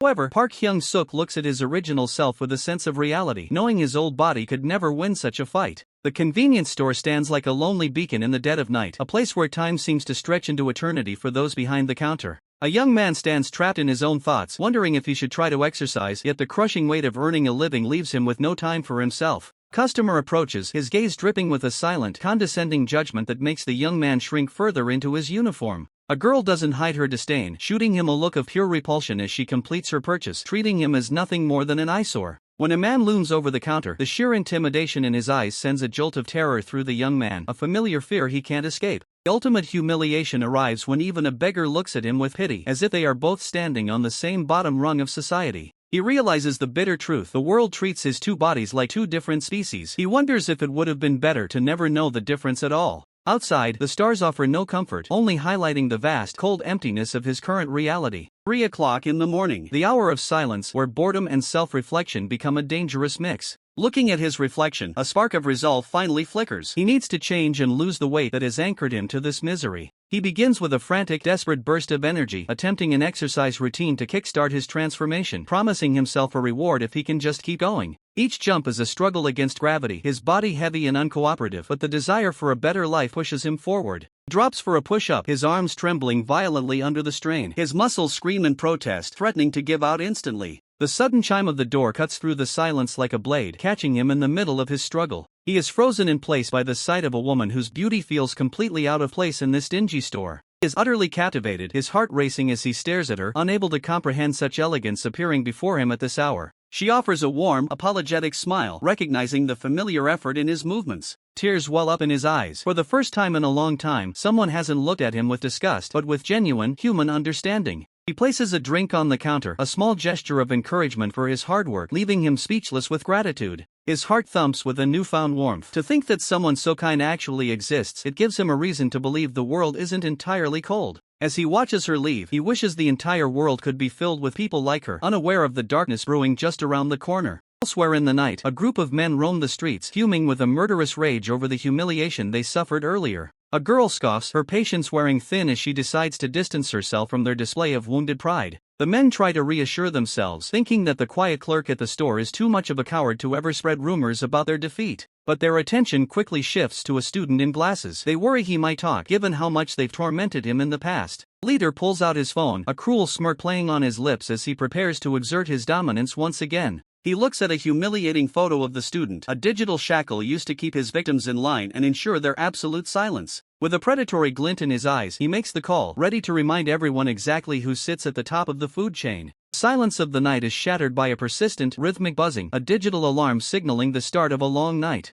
In a quiet corner of the room, a family photo stands as a silent witness as the ringing grows louder and more insistent. The noise doesn't stop, it's a relentless summons that demands immediate attention, echoing through the empty hallway. The student jolts awake, his eyes wide with a fear that only someone in his position truly understands. The screen blows with a name that makes his blood run cold, a title representing his total subjugation. He scrambles to answer, his voice trembling as he offers a desperate apology to the cold voice on the other end. There is no choice and no room for refusal. The command is absolute, and he is forced to move before the threat turns into violence. bursts out of the house, leaving his mother's confused cries behind as he plunges into the darkness of the night. Lungs burning and heart hammering, the student sprints through the desolate streets, racing against a lethal 5-minute deadline. He reaches the neon-lit sanctuary of a convenience store, gasping for air as he barely makes it in time. Those waiting for him are already there. A group of bullies waits like vultures, their presence turning the night air heavy with malice. A girl in the group exhales a cloud of smoke, her gaze sharp and dismissive as she mocks his pathetic, winded state. One of the bullies looms over him, his expression a mask of sadistic boredom as he begins a cold interrogation.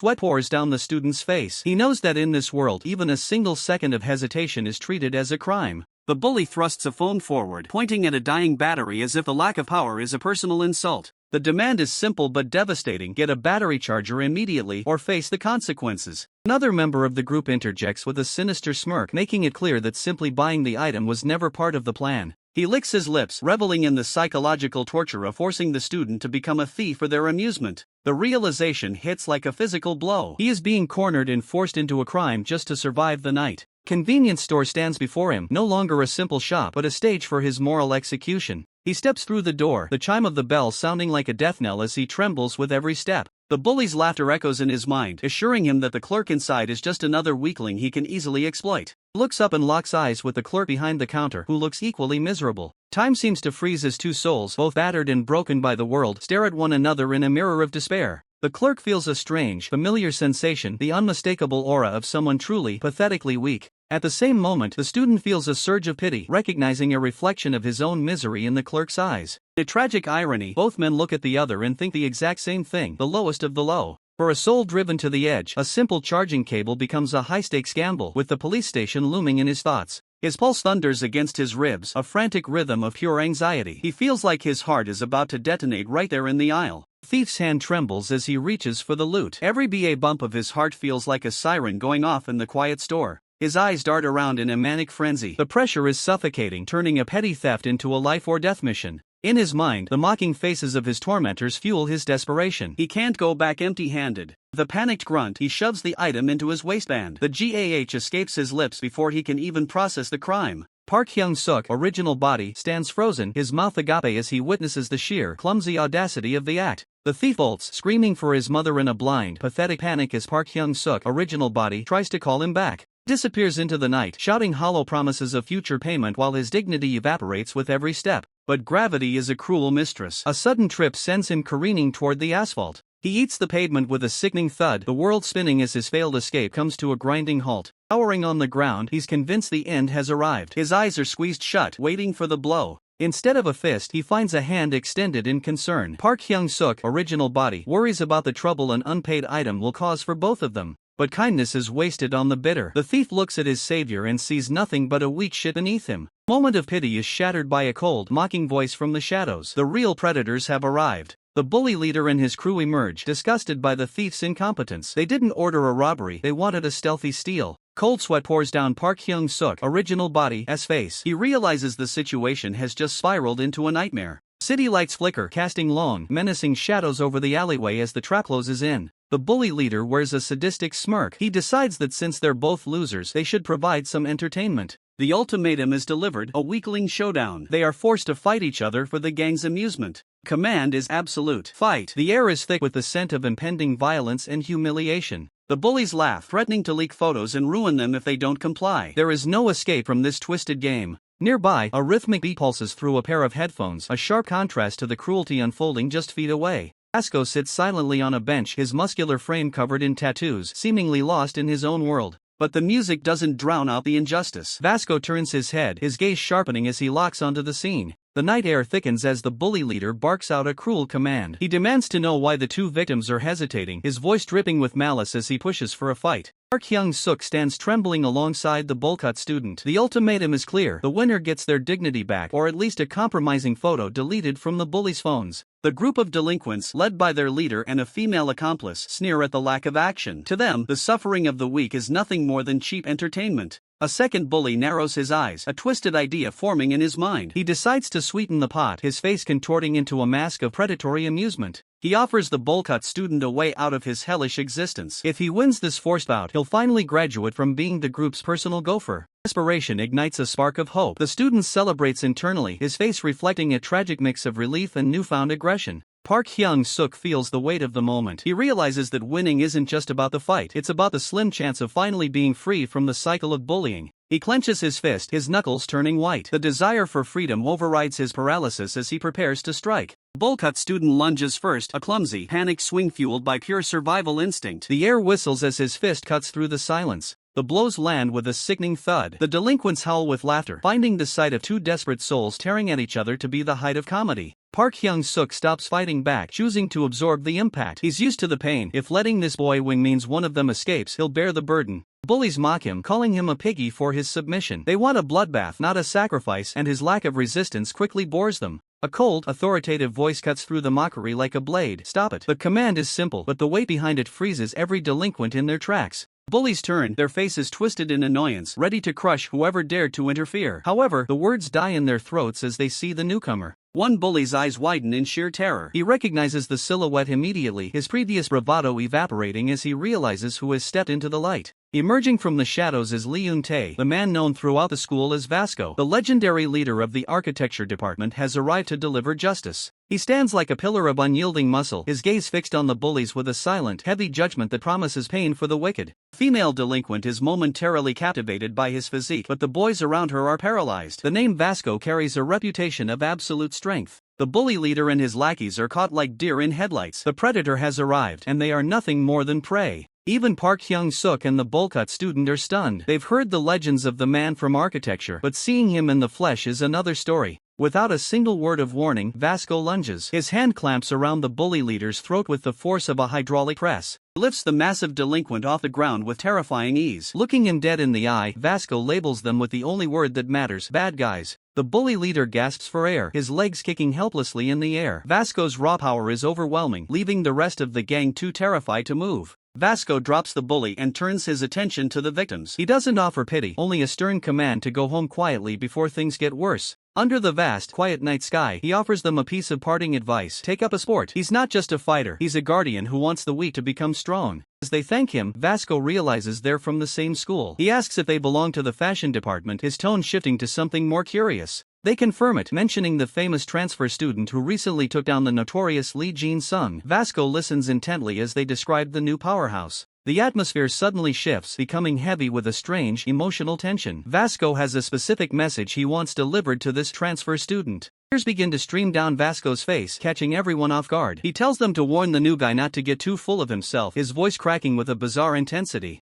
The victims are utterly baffled. The legend of Vasco is true. He is a noble protector of the weak, but he harbors a strange, weeping hatred for anyone who is too good-looking. Back at school, the cycle of life continues. The Bullcut student is seen struggling with lunch trays, still trapped in his role, but the arrival of Vasco has changed the air in J1 High. Cafeteria hums with its usual hierarchy as the Bullcut student finishes his errands, reporting into his phone that the tasks are complete while others look on with disdain. Trays are set, the gopher duty's finished, but the Bullcut student can only wonder when he'll finally be allowed to eat his own meal in peace. Suddenly, the air in the room shifts. The Bullcut student freezes, sensing a massive change in the atmosphere that ripples through the entire canteen. It's Park Hyung-suk, new body. As he enters, the room erupts. Hearts flutter and whispers spread like wildfire. The legendary transfer student has arrived. The Bullcut student is paralyzed. He's never felt a presence this overwhelming, a charisma that seems to swallow the very light in the room. But instead of walking past, Park Hyung-suk, new body, raises a hand and offers a bright, genuine smile that catches everyone off guard. He leans in, closing the gap. The Bullcut student can hardly breathe as the school's most popular guy focuses entirely on him. With a friendly grin, Park Hyung-suk, new body, drops a bombshell. He wants to eat together. He's genuinely glad to see a familiar face from his class. Shockwaves hit the surrounding tables. The girls are green with envy, and the Bullcut student is left gaping, unable to process this sudden act of kindness. The canteen sign stands as a silent witness to the most unlikely social alliance in J1 High's history. Hands shoved deep in pockets, the local delinquents watch the scene unfold, their predatory instincts flaring at this disruption of the status quo.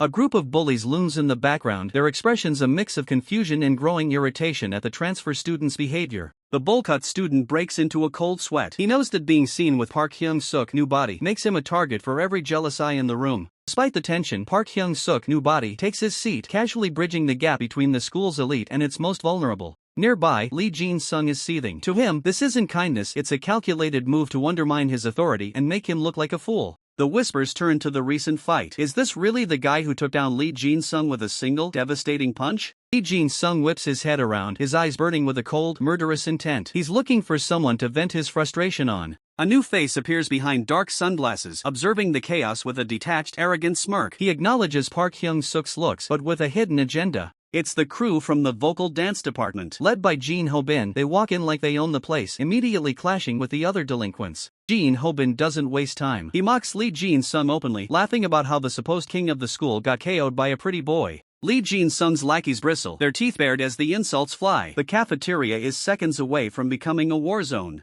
Jin Ho-bin continues his taunt, leaning back with supreme confidence, convinced that Lee Jin-sung has lost his edge. Lee Jin-sung stands his ground, his voice low and dangerous. He might have lost once, but he makes it clear he wouldn't lose to a hack like Jin Ho-bin. The vocal dance crew reacts with outrage. The disrespect is mutual, and the air is thick with the scent of an impending brawl. Jin Ho-bin tilts his head, a dark aura surrounding him. "You wanna die?" he asks, the final warning before the violence begins. Blur of motion streaks across the screen. Speed lines erupt as a strike is launched with blinding velocity. A fist stops dead, mere millimeters from Jin Ho-bin's face. The sheer air pressure from the punch ruffles his hair, but the impact is withheld. Lee Jin-sung stares him down, his fist a loaded weapon. He dares Jin Ho-bin to try something, his speed proving he's still the apex predator. A single bead of sweat rolls down Jin Ho-bin's face. He realized it too late. If that punch had landed, he wouldn't be standing. The realization of Lee Jin-sung's true power sinks in. He didn't just stop a punch, he sent a message to everyone in the room. The tension continues to mount. Vasco narrows his eyes, his instincts instantly shifting as he assesses the threat. He identifies his opponent as a grappler and knows that if he doesn't secure a quick knockout, he'll be the one in deep trouble. While the air grows thick with hostility, Park Hyung-suk remains oblivious to the target on his back. Beside him, the student in glasses is practically vibrating with fear, sensing the overwhelming pressure radiating from the newcomers. Hearing the whispers of a potential clash, Park Hyung-suk turns his head. He hears other names being tossed around, but something else has caught his attention. His eyes widen as he spots a familiar face. It's a moment of pure, unfiltered shock that cuts through the classroom's chatter.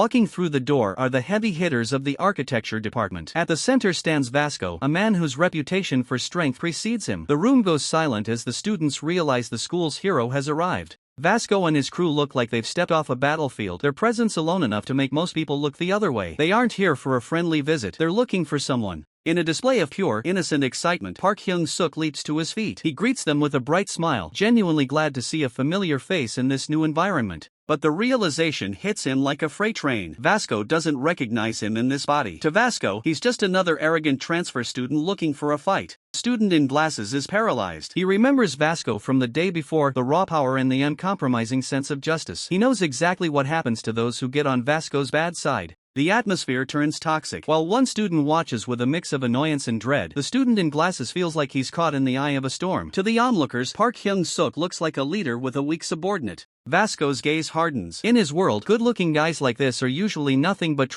arrogant bullies who thrive on the suffering of others. He's already made up his mind. Question is cold and direct. Vasco doesn't care about pleasantries. He sees a target, and he's ready to test its mettle. Vasco towers over him, his voice dripping with disdain. He assumes Park Hyung-suk has had an easy life because of his looks, and it's time for a reality check. The air pressure in the room seems to drop. Without warning, Vasco reaches out. His hand clamps onto Park Hyung-suk's shoulder with the force of a hydraulic press. He's not just holding him, he's making a statement. The grip tightens. Searing pain flares through Park Hyung-suk as Vasco applies his signature pressure. This is a display of raw physical dominance. Crowd gasps in terror. They recognize it immediately, the Hercules squeeze. It's the move that has ended countless confrontations before they even began. This is the very power that forced an entire department to their knees. It represents the absolute difference in strength between Vasco and everyone else. It's a crushing weight that no ordinary student can withstand. Even the usually cocky blonde student remains silent, watching the display of brute force. The entire room is held captive by the sheer intensity of Vasco's grip.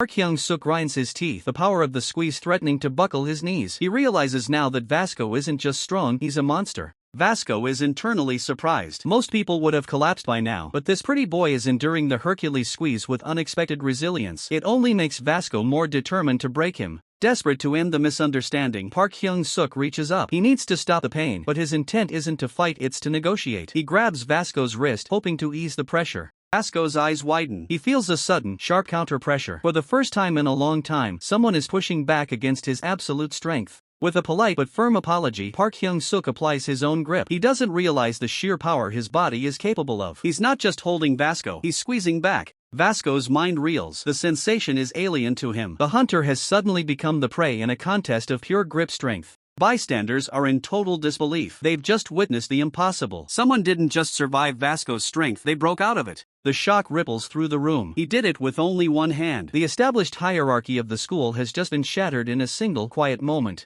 Vasco stares at his own hand, then at the smiling boy in front of him. He'd heard rumors of someone incredibly fast, but this is raw, overwhelming power that rivals his own. As Park Hyung-suk maintains his grip, the realization sinks in for everyone present. There's a new monster in the room, and he's wearing the face of an angel. The canteen, usually a place of reprieve, now hums with a different kind of tension. Onlookers can barely comprehend the shift. Their faces contort in disbelief, witnessing Park Hyung-suk's new body's sudden, brutal dominance. Park Hyung-suk's new body holds Bully 2 aloft by the neck, a silent testament to his newfound, terrifying strength. The air crackles with unspoken fear. Bully leader, still held in Park Hyung-suk's new body's iron grip, struggles to process the power. He thinks he's got some strength, this guy, a tremor of fear finally piercing his arrogance. Meanwhile, Park Hyung-suk's new body maintains his eerie smile. The bully leader's internal thoughts betray his panic. He's strong. Just how pissed is he? What should I do? Other students exchange terrified glances. One whispers, that dude is smiling. Does that mean he's taking it easy? The thought sends shivers down their spines.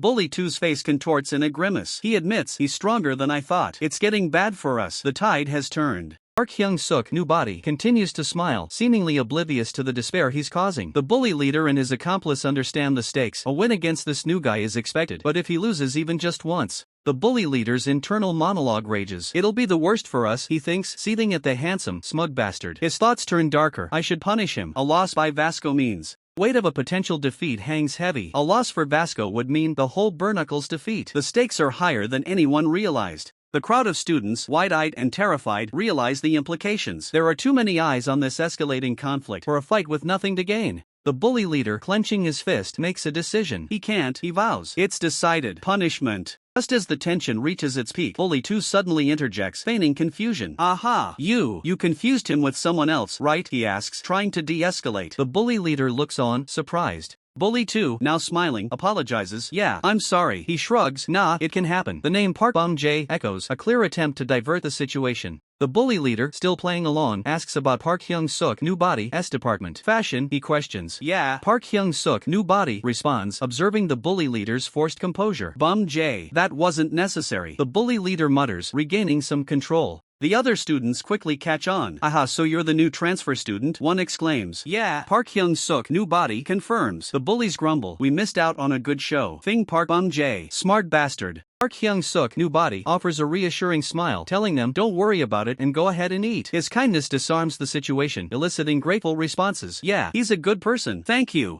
Bully 2, now completely won over, marvels. He thinks the new guy rocks. He even stood up to Vasco? Day back. So handsome. He's just awesome. The bully leader, however, remains unconvinced. His eyes narrow, a dark suspicion lingering behind his facade of acceptance. Park Hyung-suk's new body sits beside Glass's student, tears streaming down his face, overwhelmed by the positive attention. He thinks, I want to be friends with him. He's kind. Glass's student, however, just wants to escape the intense atmosphere. Just want to get out of here. Glass's student looks around, confused. The weak boy over there, he hears, but can't discern who the speaker is referring to. The bully leader stands with Vasco and another bully. Vasco, ever the protector, offers cryptic advice. Don't submit to that kind of guy. Believe in yourself more. The other bully, however, tries to defuse the situation, suggesting they just shut up and go get something to eat. Park Hyung-suk's new body still finds the bully leader impressive. He thinks he looks so cool. But then, confusion sets in. But who's he talking about not submitting to? Glass's student senses a big misunderstanding. Park Hyung-suk's new body then takes offense. Moreover, to say I'm a weak boy, isn't that a bit rude? Overhead, the whispers continue. He's the boss. So handsome. He even won against Lee Jin-slung. The rumors of Park Hyung-suk's new body's prowess spread like wildfire. A female student gazes at Park Hyung-suk's new body with hard eyes.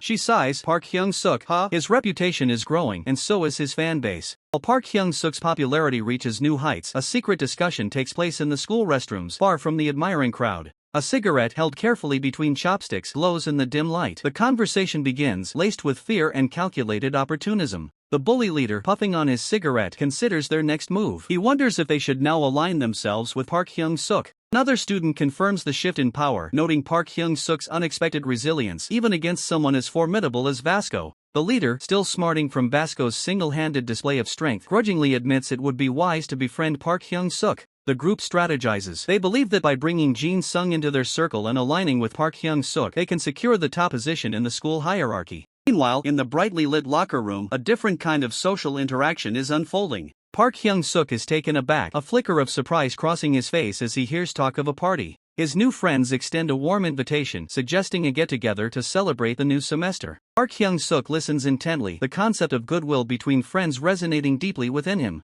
A wave of pure joy washes over him. This was the one thing he had longed for: true friends. His mind races, envisioning a life filled with shared moments, amusement parks, PC rooms, and karaoke nights. It is a life he had only ever dared to dream of. Stark contrast with his past flashes before his eyes: lonely nights singing alone, playing solitary games, and finding companionship only in animals. The weight of his past isolation had been unbearable. Back in reality, his friends reiterate the invitation for 7 p.m. Park Hyung-suk is overwhelmed. He truly feels these are good people. A spark ignites in his eyes. Today, perhaps, everything will change. Beams with anticipation, already picturing them taking photos together to cement their newfound bond. It's his day off from the convenience store, and he rationalizes that his other body can manage a few extra hours of sleep while he enjoys the evening. A nearby student listens with an exaggerated, almost comical attentiveness, catching every word of his excited musings. As night falls, the vibrant cityscape comes alive, setting the stage for Park Hyun-suk's long-awaited social gathering. His phone glows with messages from his friends guiding him to the meeting spot. He confirms his arrival, a sense of belonging swelling in his chest. Surrounded by admiring glances, Park Hyung-suk gazes at his group chat, a dream finally realized. Yet, the shadows of his past remain a painful reminder of how far he has come. Walking through the dim city lights, the young man finds himself before a narrow, cluttered alleyway, questioning if this is truly the place he was invited to. The path is isolated and the buildings look worn down, a stark contrast to the glitz and glamour he expected from a popular hangout spot. He approaches a steep, dimly lit staircase leading to the second floor, his heart racing with a mix of anxiety and hope. He wonders if it's a hidden gourmet gem, excited by the thought of finally sharing a meal with friends. In his mind, he's already planning the night, a delicious dinner followed by photos to capture the memories of his new life. He pauses before the glass door, hearing muffled voices inside, and tells himself that his friends are just on the other side. Taking a deep breath, he slides the door open with a nervous grin, trying his best to act natural as he greets the room. The moment he steps inside, his expression freezes and his eyes widen as the reality of the situation hits him. The room isn't filled with friendly classmates. Instead, it's a den of delinquents, surrounded by bottles of alcohol and thick clouds of cigarette smoke. One of the students glares at him with pure irritation, shocked that he actually showed up to their private gathering. Leader, his face shadowed and menacing, offers a chillingly fake welcome, inviting him to sit down and eat. A girl in the group chirps about it being fate, claiming they just happened to run into each other, but her overly friendly tone feels like a trap. The atmosphere is predatory. The others exchange knowing glances, watching their guests like wolves circling a lamb. The table is a chaotic mess of food and alcohol. They pressure him to take a seat, their intentions becoming clearer with every passing second. Panic flares in his chest. This isn't a dinner with friends, it's an illegal drinking party, and he's right in the middle of it. His mind races, searching for an exit, but the weight of their gaze keeps him rooted to the spot. The bright fluorescent lights above feel blinding, heightening the sense of dread as the situation spirals out of his control. A hand thrusts a shot glass toward him. They say they've been waiting and it's time for him to join them. He stares at the alcohol, his hands trembling under the suffocating peer pressure. The shot glass is pushed closer. The voices around him grow louder, demanding he join the celebration. He tries to refuse, but they laugh off his excuses and close in, making it clear that no is not an option. The atmosphere in the room grows suffocating as the lead bully begins downing shots of soju like water, his aggressive energy dominating the space. The female delinquent leans in close, her voice dripping with artificial charm as she claims their meeting was fate, leaving Park Hyung-suk completely flustered and unsure of where to look. Thick clouds of cigarette smoke swirl around the table as the bully's conversation descends into a constant stream of profanity, highlighting their crude nature. Surveying the chaos at the table, Park Hyung-suk feels a wave of guilt wash over him, mentally apologizing to his mother for being in such a degenerate environment. Bully 2 leans back, exhaling a plume of smoke before casually asking the one question Hyung-suk wasn't prepared for: "Where do you live?"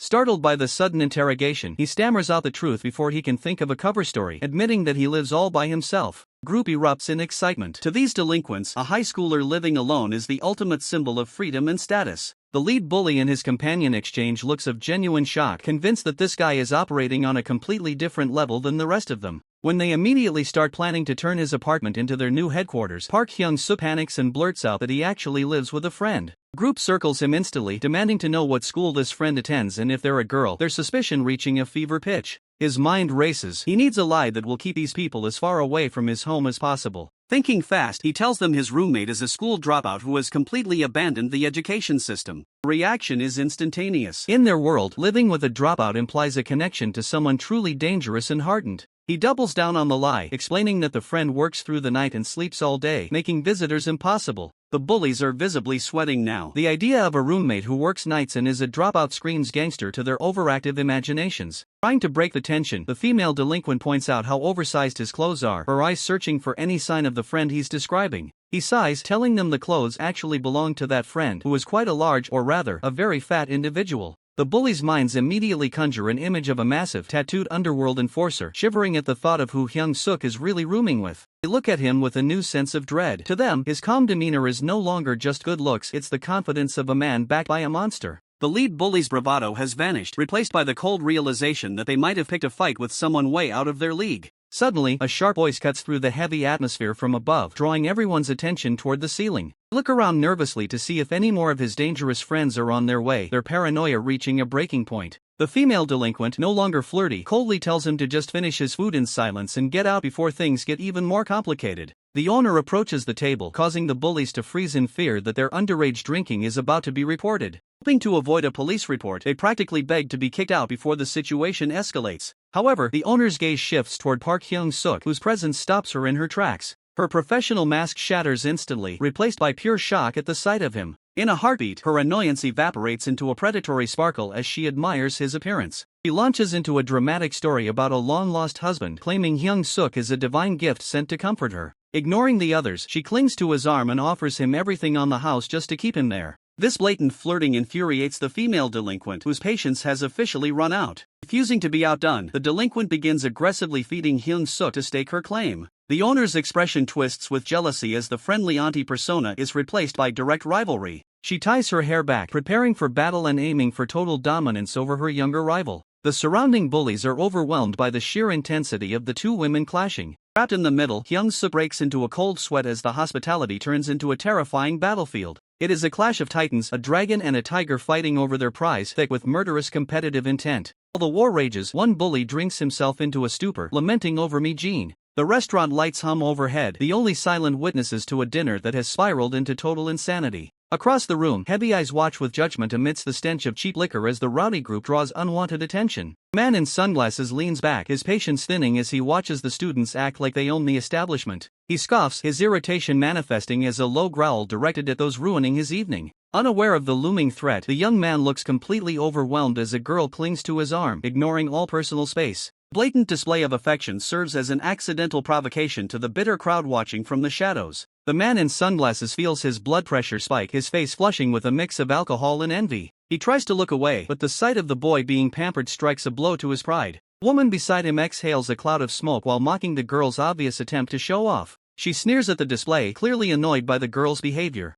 The tension in the air is palpable, a powder keg waiting for a single spark to ignite. Hand grips a shot glass with white-knuckled intensity, the final drink before the storm breaks. The rowdy man leans in, his eyes glazed with a dangerous, drunken haze as he prepares to down another round. He slams the liquor back, the burning sensation doing nothing to cool his ego. He collapses onto the table, leaving his associates in a state of panicked confusion. The young man watches the scene unfold, wary of the man's intoxicated state. The peace is short-lived as the man begins to stir, preparing for a new level of chaos. Suddenly, the drunkard bolts upright, his face flushed a deep crimson as he locks eyes with the boy. With a slurred expression, he appears completely overcome with envy and intoxication. He lunges forward in a way that sends a chill down the young man's spine. The man closes the distance, his face inches away as he approaches the boy. In a move that defies all logic, he plants a forceful, drunken kiss on the young man's cheek. The young man's mind goes completely blank, reeling from the absolute absurdity of the situation. The absurdity of the moment hits the boy like a physical blow, while the leader and his crew watch their companions drunken spiral with growing irritation. One of the bullies is completely intoxicated, slumped over the terrified boy. The social pressure is reaching a breaking point.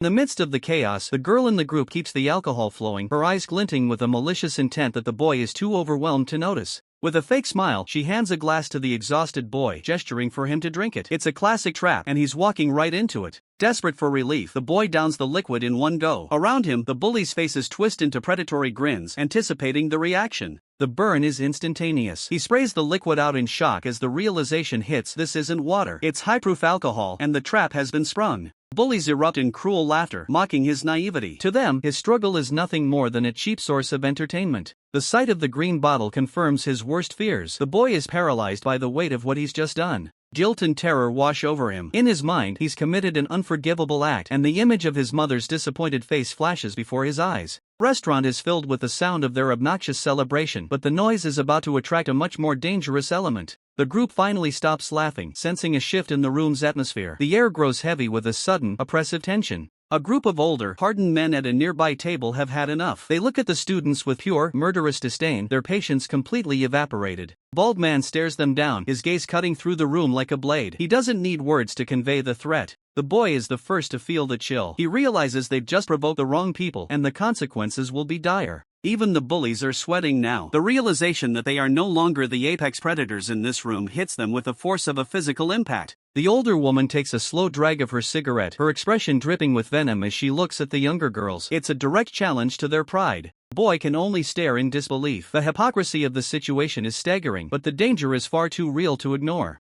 The tension is overwhelming. The girl from the student group is vibrating with a mix of rage and terror, her face contorting as the gravity of the situation sinks in. The air is thick with the scent of impending violence. The bullies are trapped, realizing they've just stepped into a nightmare they can't wake up from. The leader and his crew are radiating arrogance, their laughter echoing through the room. They view themselves as the apex predators here, mocking the others with cruel, detached amusement. The leader leans back, picking his teeth with a toothpick, his expression radiating pure smugness. To him, everyone else is just a target waiting to be hit. Hidden in the shadows, a young man is a mess of nerves. Every word from the group feels like a physical blow, his mind racing as he realizes they're looking for an excuse to snap. Beads of cold sweat roll down his face. He watches them like a cornered animal, praying that he can just disappear before the violence boils over. The group isn't alone. Their associates loom nearby, their faces twisted into masks of aggression. The pressure in the room is reaching a breaking point. A woman takes a slow drag from her cigarette, her eyes narrowing as she begins to target the people at a nearby table with venomous insults. The young man freezes. He can hear her sharp tongue lashing out and knows exactly what she's doing. This isn't just bullying anymore, it's an invitation to a brawl. A girl sits at the table, the atmosphere around her turning ice cold. She can feel the woman's gaze burning into her, the insults becoming impossible to ignore. The surrounding area feels eerily quiet, the sterile lights of the establishment highlighting the grim reality of the situation. There's no way out but through.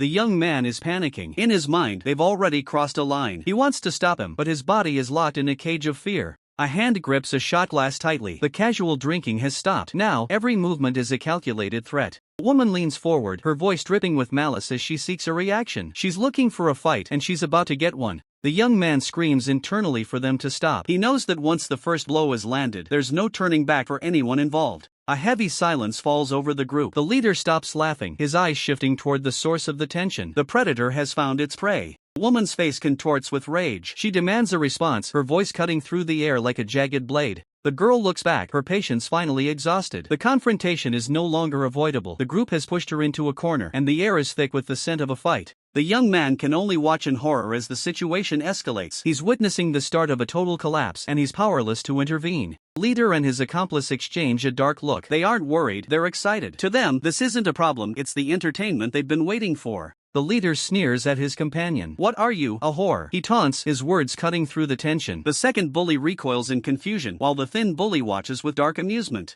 Deep within, the young man's mind flashes with tormenting memories. "Appa, they're annoying." A voice echoes, followed by another. "He said I was a slut." A primal scream rips through his thoughts. I have to stop them." His resolve falters as a wave of nausea washes over him. I have to stop them, but everything is spinning, he thinks, the world around him fading into a blur. His heart pounds a frantic rhythm, thump-thump. Sweat beads on his forehead as a profound unease settles in. My heart is racing. I feel strange. Suddenly, he is overcome. A flush spreads across his face, his mind reeling.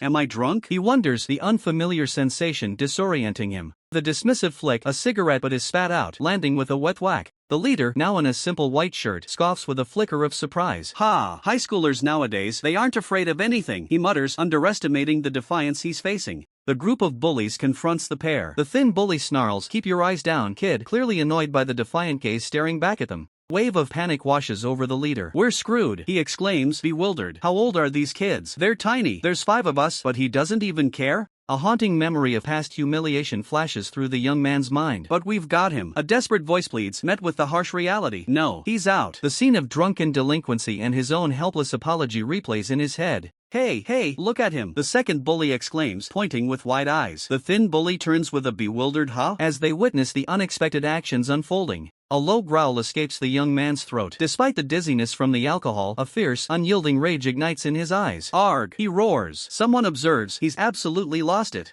Memory of arrogant confidence flashes by. The bullies laugh, boasting, "If he's with us, we can do it. We're 20. It's for real. We're safe." The leader and the second bully hatch a plan. He takes one. "Show your ID." The second demands, but a defiant no is the reply. "Man, can't let those dudes." The leader thinks, "The 3 of us will take the other one." Perfect. Without warning, a hand shoots out, seizing the thin bully by his spiked hair. "Gah!" He yelps in shock as his head is violently yanked back. Crack. The thin bully is contorted, his body bent backward. The leader, cigarette still dangling from his lips, watches with a chilling grin. "Let's teach him a lesson," he mocks, reveling in the sudden violence. The tables turn with brutal swiftness. The leader's own hair is seized in a vice-like grip, his head snapped back with a violent thud. His eyes widen in disbelief as he gasps, finally recognizing his assailant. As the leader is held helpless, his own cruel words are thrown back at him. "So, are you the whore now?" the voice demands, twisting his taunt into a weapon. His face contorts in a silent scream, utterly defeated. Leader's bravado has completely evaporated, replaced by a cold sweat as he realizes he is no longer the predator in this room. The young man stares him down with eyes that pierce through his pathetic excuses, demanding to know what he thinks he is doing. Despite the cigarette trembling between his lips, the leader tries to play it cool, but his accomplice is already breaking down in tears behind him. Standing tall, the young man radiates absolute confidence, declaring that nothing these cowards do can scare him anymore. He points a judgmental finger at the trio, who shrink back as if facing a divine executioner, their faces twisted in pure terror. The list of their transgressions is read like a death sentence: underage drinking, senseless violence, and the ultimate sin, disrespecting parents. While the bullies grovel in shame, the girl can only watch in awe, her eyes practically turning into hearts at the sheer justice being served. The sharp command, the young man orders the bully to hand over his phone immediately, leaving no room for argument. The bully complies instantly, his hands shaking as he surrenders his device to the man who has completely dominated the atmosphere. Without a second thought, the young man tightens his grip, and the sound of shattering glass and snapping plastic echoes through the air like a gunshot. Casually lets the mangled remains of the phone fall, asking with a cold indifference why they were taking such disgusting pictures in the first place. The bullies erupt in a chorus of pure, unadulterated terror, their mouths agape as they witness the destruction of their property and their pride. The leader's mind reels, unable to process the raw physical power required to turn a smartphone into scrap metal with a single hand. Desperate to maintain their sanity, they try to convince themselves it's a magic trick or some kind of specialized tool, anything but the terrifying truth. They tell themselves he's just a high schooler, but the cold intensity in his eyes suggests something far more dangerous. The silence in the room becomes heavy, the fluorescent lights buzzing as the tension reaches a breaking point under his oppressive gaze. The young man closes the distance, looming over the leader like an inescapable shadow, his presence suffocating the room. He stands tall, his physique a testament to a power they cannot comprehend, while the bullies struggle to find any way to escape the consequences. Looking down at the trembling wreck of a man, the young man contemplates his next move, his mind focused on ending this confrontation once and for all. Park Hyung-suk, new body, reaches for a bottle on the table, his mind racing as he tries to recall the proper etiquette for a peace offering. His fingers brush against the cold glass, but his grip fails. The bottle slips, tumbling through the air as panic sets in. A sharp crash shatters the silence. The bully leader and his crew freeze, their eyes wide with shock at the sudden explosion of glass. Park Hyung-suk, new body, grits his teeth, his breath hitching. He managed to catch the remains, but the damage is already done. He stands there clutching the jagged neck of the bottle. To anyone watching, it looks less like an accident and more like he's armed himself for a slaughter. With a strained, nervous smile, he tries to apologize for the mess, completely unaware of the murderous aura he's projecting. Bully leader recoils in pure terror. In his eyes, Park Hyung-suk, new body, isn't a student, he's a monster who just fashioned a weapon in seconds. The thugs are paralyzed. They're convinced this was a calculated move, a deliberate display of cold-blooded efficiency meant to intimidate them. Park Hyung-suk, new body, looms over them, the broken glass glinting under the lights. To the bullies, he is a smart, dangerous predator playing with his prey. He steps forward to offer the drink, but the sight of the jagged edge makes the bullies' hearts skip a beat. They beg him to put the weapon down. Bully leader and bully 2 are backed into a corner, their bravado completely evaporated as cold sweat drenches their clothes. The bully leader's face is a mask of desperation. Every instinct he has is screaming at him that he's picked a fight with the wrong person. Even the female gangster loses her edge, looking on with a sullen, defeated expression as the atmosphere turns suffocatingly heavy. A low, guttural sound escapes the bully leader's throat. He's cornered, and his ego is the only thing keeping him from running. He erupts in a frantic shout, boasting about his past as the top hider at Kian High, a pathetic attempt to reclaim some shred of authority. Demands to know which school they belong to, his voice cracking as he stares down the seemingly unfazed group. When a student reveals they are from the fashion department at J1 High, the revelation hits the bullies like a physical blow. The bully leader whispers in shock, "J1 High, the school for freaks and monsters." Suddenly, their easy targets look like nightmares. Park Hyung-suk, new body, lowers his gaze, his voice soft as he tries to take the blame, yet his presence only becomes more intimidating. Tightens his grip on the broken bottle, the sharp sound of his breathing filling the tense silence of the room. To the bullies, he is a total freak. They realize that continuing this fight will only lead to their absolute destruction. The leader and his companion are visibly shaken, sweat dripping down their faces as they realize the person they provoked is far from normal. Leader's eyes widen in sheer disbelief. He's used to fear, but not the kind that freezes his own blood in his veins. He glances back at the girl with them, but the atmosphere has turned suffocatingly gloomy. The bravado they walked in with has completely evaporated. Gritting his teeth, the leader tries to suppress the trembling in his jaw. He can't lose face, not here, not like this. In a desperate attempt to reclaim his status, he bellows at the top of his lungs, demanding to know if they realize who they are standing before. His threats fall on deaf ears. The trio across from him, including the student in glasses, simply burst into mocking laughter. The student in glasses, clearly intoxicated and hiccuping, proudly declares their status as first-year students. The second bully leans in, whispering frantically to his leader. He mocks their reputation, yet the realization that they are just freshmen is a heavy blow to their egos. The quiet student keeps his head low, his breathing heavy. He mutters an apology, seemingly submissive, but the aura radiating from him says otherwise. Suddenly, the glint of a broken glass bottle catches the light. The threat is unspoken, but the lethality is crystal clear. A terrifying, jagged smile spreads across the student's face. To the bullies, this isn't just a student, it's someone they need to escape from immediately. Terrified, the second bully shouts that they'll forgive him since he apologized so politely. He tells the girl to get up as they prepare for a retreat. As they scramble out, throwing insults to save what's left of their pride, the student watches them go with a look of pure bewilderment. The restaurant falls silent once more. The storm has passed as quickly as it arrived, leaving only an empty room behind. Student blinks, completely unaware of the terror he just projected. He's just relieved that the confrontation ended without more violence. He remains confused, wondering why they were so scared. In his mind, he was the one in danger, not the other way around. Outside under the cold night sky, the bullies' voices echo through the streets. They're traumatized, swearing never to cross paths with those students again. The leader and his companion huddle in a dark alley, lighting cigarettes to calm their frayed nerves. Their arrogance has been replaced by bitter resentment. Leader scoffs, realizing they fled so fast they didn't even pay the bill. He tries to act tough, but the fear still lingers in his eyes. Their brooding is interrupted by a new voice. A figure approaches, questioning if they are his juniors. The power dynamic is about to shift yet again. The leader looks up, his expression shifting from annoyance to genuine surprise as he recognizes the newcomer. Standing before them is a senior, the boss of their school, accompanied by his crew. They strike a bizarre, synchronized pose with a loud shout. The senior adjusts his sunglasses, looking down at his juniors. He notes how much they've grown, but his presence alone is enough to remind them exactly where they stand. Demand for the motorcycle hangs heavy in the night air, a direct challenge to the hierarchy. The senior doesn't ask, he commands, leaving the juniors scrambling for an excuse to save face. The bully leader squats low, his face contorting into a mask of aggression. He spits out a threat, his ego bruised by the sudden shift in power as he tries to reclaim the fear he usually commands. But the bravado falters. A cold realization washes over him as his excuses fall on deaf ears. The panic is visible now, etched into every line of his sweating face. Razor-sharp laughter follows, a mockery of his situation. It is a reminder that in this world, the moment you show weakness, you become the punchline.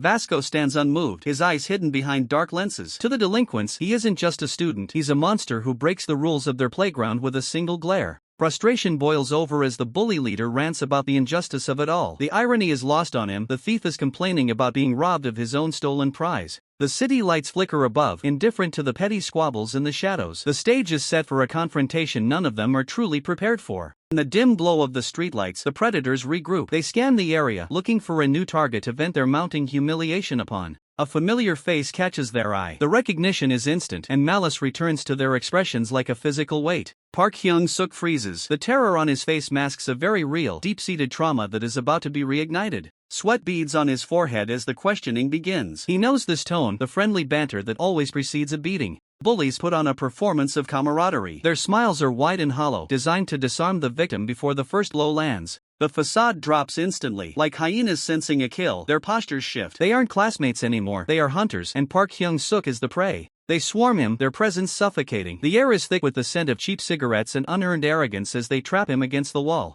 Jean looks back, her eyes filled with a mixture of fear and confusion. She is caught in the crossfire of a dynamic she doesn't fully understand, but the danger is undeniable. An authority figure watches from the periphery, her expression cold and detached. In this environment, silence is often an endorsement of the violence taking place. On the cold floor, Park Hyung-suk reaches his breaking point. His mind screams for the strength he knows he possesses in his other body, desperate for an escape. But miles away, his second body remains in a deep, unreachable slumber. The ideal physique is useless while his consciousness is trapped in his original, vulnerable shell. Verbal abuse starts, filled with demeaning insults. It's a psychological strike aimed at breaking what little spirit he has left. He is paralyzed by indecision. Every move feels like a mistake, and every word is a potential trigger for more pain. He is a prisoner in his own skin. The bully initiates a mock embrace, a cruel parody of friendship. He pulls him close, not to comfort, but to exert physical dominance and humiliate him in front of the crowd. Shouting intensifies as the bully plays to his audience. He's the director of this tragedy, ensuring that every insult is heard and every moment of fear is witnessed. With a flushed face and a glass in hand, the bully offers a mock toast. It's the final insult, a drunken display of power over a boy who can't fight back. Park Hyung-suk, original body, trembles, his mind racing. He knows if the bully leader were sober, a fist would have already connected with his face. He stammers out a desperate lie, claiming he's only there to find a friend. Mention of a friend sends a shockwave through the room. The bullies stare at the sleeping Park Hyung-suk new body, their eyes widening in pure disbelief. The idea of this loser being connected to such a specimen is unthinkable.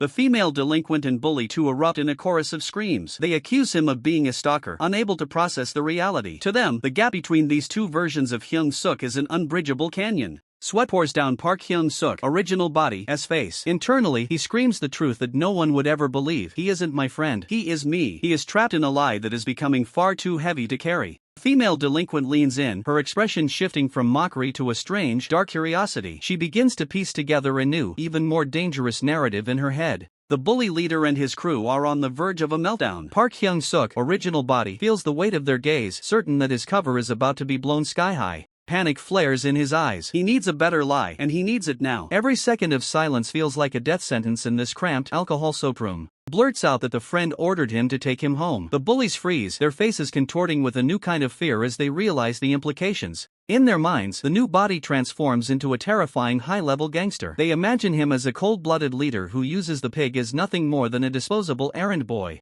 Park Hyung-suk, original body, watches them carefully. Did it work, he wonders. The atmosphere has shifted from predatory to strangely respectful, or rather, terrified of his supposed master. Bully too actually starts to feel a twisted sense of pity. He sees Hyung-suk as a super underling, a 24-hour slave who works day and night for a powerful boss. The mockery turns into morbid fascination. The female delinquent is practically vibrating with excitement. She's dying to find out where this gangster lives, her eyes shining with the prospect of getting close to real power. In a bizarre show of mercy, Bully 2 promises to delete the nude photos he used for blackmail. He figures the poor pig already has enough to deal with serving a mobster. Bully leader leans in close, a drunken grin plastered on his face. He tells the boy he's going to share something good, a reconciliation present to bury the hatchet. He grabs Park Hyung-suk, original body, by the shoulders, his grip tight and overbearing. The gift isn't optional. It's time for a change of scenery. The group spills out into the night. Above them, the tangled web of power lines silhouettes against the dark sky as the city hums with hidden dangers. They walk through the quiet streets, the bully leader leading the way with a swagger that only cheap booze and a sense of unearned authority can provide. They arrive at a brightly lit storefront. The neon glow of the arcade sign spills onto the pavement, signaling their destination, the local video game center.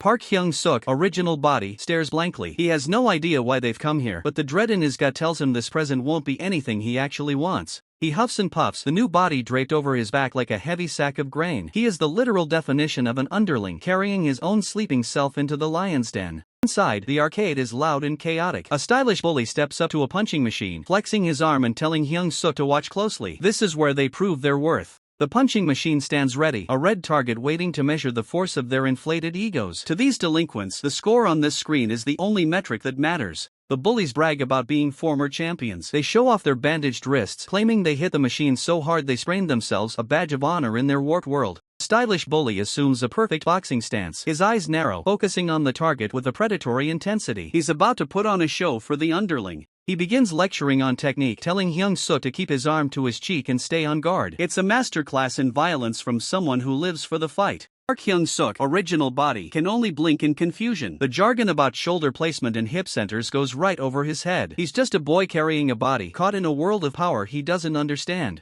The athletic Park Hyung-suk, new body, demonstrates a fundamental stance with his fists raised. This is your basic form, he explains. Park Hyung-suk, original body, watches in a daze, his internal monologue racing. Why this, as he struggles to grasp the mechanics. Park Hyung-suk, new body, continues the lesson, focusing on footwork. Then, take one step in this position, he commands, demonstrating a swift, calculated movement. Explaining the transfer of force, Park Hyung-suk, new body, details the kinetic chain. Put weight on from your pelvis to your shoulder to your fist. He twists his body to generate maximum momentum. Park Hyung-suk, new body, extends his fist with explosive speed for the final strike. And push from your shoulder, he emphasizes. A thunderous impact echoes as the punch connects with the heavy bag. Dynamic speed lines emphasize the raw power behind the strike. Park Hyung-suk, original body, looks on in complete shock, his eyes wide as he processes the display of strength. Maintaining perfect form after the follow-through, Park Hyung-suk, new body, glances back confidently. Straight, he says, confirming the technique. The punching machine flashes a score of 892. An onlooker exclaims, "Wow, the best score," while the machine's display quips, "He is not yet dead." Park Hyung-suk, new body, gives a wide, playful grin. He encourages his original self, "Don't get beaten up again. Hit them back next time." He starts to suggest you should try, but stops himself, covering his mouth with a surprised UWA, as if worried about the consequences of his own advice. Park Hyung-suk, original body, clutches his stomach in pain. "I moved and my stomach is," he groans. His friends decide it's time to head out. "Let's go home now. We'll take Hyung-suk home. You take care of Jin-sung." As his friends leave, they call out, "We are leaving. Take care of Hyung-suk." Park Hyung-suk, original body, waves them off, sighing in relief. Thank God. A spark of curiosity flickers in Park Hyung-suk, original body's eyes. "Shall I?" he muses. "Shall I try it once?" He looks around the deserted street to make sure he's alone. Nobody's around? Clenching his fist, he thinks to himself, "I always hit the walls at home. This is the first time I've ever actually punched something." Standing before the machine, he feels a wave of doubt. Now, could I really do it? Park Hyung-suk, original body, tries to mimic the form. Arm is number 11. Lift your heel. The center is your hip. He struggles to coordinate the movement. Concentrating intensely, he recites the steps. Arm should be straight. Push your pelvis and shoulder. And take a step. With a desperate grimace, he unleashes the punch. "Stretch your fist," he yells, pouring everything he has into the strike. Punch lands on the machine with a heavy impact as he puts his full weight behind it, the sound of the strike echoing through the quiet street. The boy pours every ounce of his frustration into the strike, his fist colliding with the leather bag in a desperate attempt to prove his worth. But the rush of adrenaline quickly fades into a stinging embarrassment. He didn't even land a solid hit, he just grazed the air, his face flushing a deep, shameful red. Defeated and drained, he hoists the unconscious figure onto his back. It's time to retreat into the shadows and just go home. Unbeknownst to him, a pair of sharp eyes tracks his every move from the darkness of the alleyway. The observer remains silent, his presence heavy and imposing, watching the struggling boy disappear into the night. A powerful figure steps forward. The leader of a notorious crew stands tall, calmly sipping juice while radiating an aura of absolute authority. Whispers follow them everywhere. These are the infamous students from the local high school, a crew known for their fearsome reputation. His companion gestures toward the machine, goading the powerhouse to show off what real strength looks like. Man doesn't hesitate. He drops into a perfect boxing stance, his focus narrowing as he prepares to unleash his power. With a sudden burst of speed, he launches a straight right. The air screams as his fist cuts through the space toward the target. Crack! The impact is violent, sending a shockwave through the machine as the bag is nearly torn from its hinges. Digital chime rings out, signaling a high score. His friend watches in awe, mesmerized by the sheer lethality of the strike. The score flashes on the display, an incredible number that puts everyone else to shame. The man remains stone-faced. To him, this isn't just a game, it's a confirmation of his training. His eyes sharpen. He isn't finished yet. He wants to see if the machine can even handle his full potential. Another strike follows, even more precise than the last. The bag blurs as it's hit with surgical accuracy. The leather groans under the pressure, the internal padding beginning to fail as the force ripples through the material. Contrast this with the boys' clumsy attempt, which only served to highlight the massive gap in their abilities. The result is terrifying. The bag has been split wide open, the stuffing spilling out like a mortal wound. The man turns to leave, his presence lingering like a storm cloud. He has seen enough for one night. Back in the dim light of the street, the boy continues his lonely trek, oblivious to the powerhouse he just crossed paths with. The man's thoughts linger on the boy. There was something about that desperate punch that caught his attention. The street falls silent once more, the cold wind blowing through the empty corridors of the city. One boy carries his own future on his back, while the other walks toward a destiny paved in iron and blood. The real fight is only just beginning. The rules of this double life are absolute, etched into the very fabric of reality. Fact number 5. If a body is pushed beyond its limits, the soul remains anchored, unable to shift until the mind regains its grip on consciousness. Park Hyung-suk, original body, continues his quiet, desperate struggle. Even in this cartoonish reflection of his reality, he carries the weight of his future like a heavy sack of fortune, sweating under the pressure of a world that refuses to be kind. Everywhere he goes, the whispers follow. The judgment of his peers is a constant background noise, a social battlefield where reputations are torn apart before a single word is even spoken. Standing tall against the brickwork, Jin-sung waits. He's traded his school uniform for a sharp, aggressive style, leaning into the cool persona that hides the storm brewing beneath his surface. His mind is focused on one thing only. Today isn't about the hierarchy of the streets or the strength of his fists. Today is the long-awaited date with Mi-jin. To understand the stakes of this meeting, we have to look back just a few hours ago to the halls of J1 High School where the terms of this engagement were set. Mi-jin turns, her expression guarded. She's seen the violence Jin-sung is capable of, and she's tired of the blood on his knuckles. Jin-sung tries to play it cool, suggesting they head out together. He even tries to frame it as a study session, a desperate attempt to show a side of himself that doesn't involve a fight. Mi-jin isn't buying it. She shuts him down instantly, knowing his true nature. To her, a study session is just another excuse for him to find trouble. She calls him out directly. She refuses to spend her time watching him cross the line, writing his story with his fists instead of a pen. In a rare moment of vulnerability, Jin-sung makes a vow. He promises her, with an intensity that borders on desperation, that he won't fight. Not today, not ever, if it means being by her side. The destination is set, the Soul Library, a neutral ground where silence is mandatory and violence is forbidden. The ultimate test for a boy built for war. Back in the present, Jin-sung is vibrating with suppressed energy. He repeats the word like a mantra, patience. He has to keep his fierce eyes in check, ignoring the judgmental stares of the passing public. Then, he hears it, the voice that cuts through his internal chaos. Mi-jin has arrived. He locks eyes with her, his heart rate spiking. This is the moment where his resolve will truly be tested. Mi-jin looks stunning, even in her casual school attire. She's surprised to see him so early, noting his uncharacteristic punctuality. Jin-sung has gone all out. From the pomade in his hair to the luxury clutch and the unbelievably heavy watch, he's a walking billboard for expensive taste. But Mi-jin only sees the discomfort behind the flash. She brushes off the fashion statement with a smile, urging him to head inside. For Jin-sung, that smile is the only reward that matters. He's practically floating. He offers to pay for everything, his mind racing with the benefits of a two-person study session. He's completely oblivious to the academic reality ahead.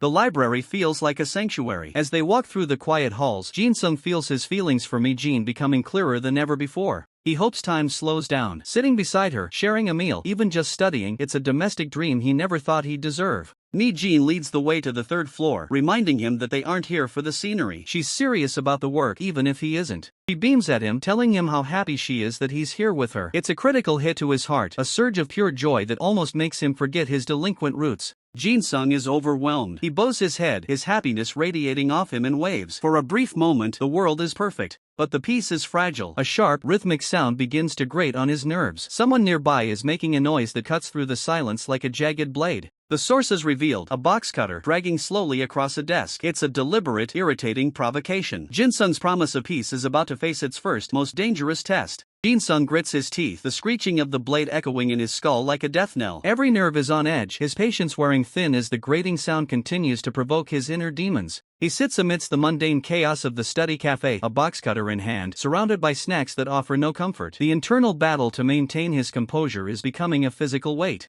This unisex facility is a melting pot of distractions. The constant influx of people and the lack of privacy are slowly chipping away at the fragile peace he's trying to build. He isn't the only one feeling the heat. Every whisper and shifted chair feels like a direct assault on the silence, making the air in the room thick with unspoken irritation. Finally, a student nearby reaches his breaking point. With a voice trembling from both fear and annoyance, he pleads for a moment of quiet. Response is instantaneous. Jin-sung's gaze snaps toward him, a look of such concentrated malice that the boy physically recoils in pure, unadulterated terror. Patience, Jin-sung chants internally. He repeats the word like a mantra, desperately clinging to the promise he made, even as his instincts scream for a release. The tension is momentarily broken by the buzz of a phone. A message from Mi-jin, a simple request for a cafeteria date, is the lifeline he needs to pull himself back from the brink. The peace is short-lived. A new presence enters the room, a man with a thick old chain and an aura that screams trouble, his very breath smelling of arrogance. He isn't alone. A woman named Yubin follows, her expression sour and her attitude just as disruptive as the man she's with. They treat the library like their personal lounge, their voices booming without a shred of respect for those around them. It's a blatant provocation to everyone in the room.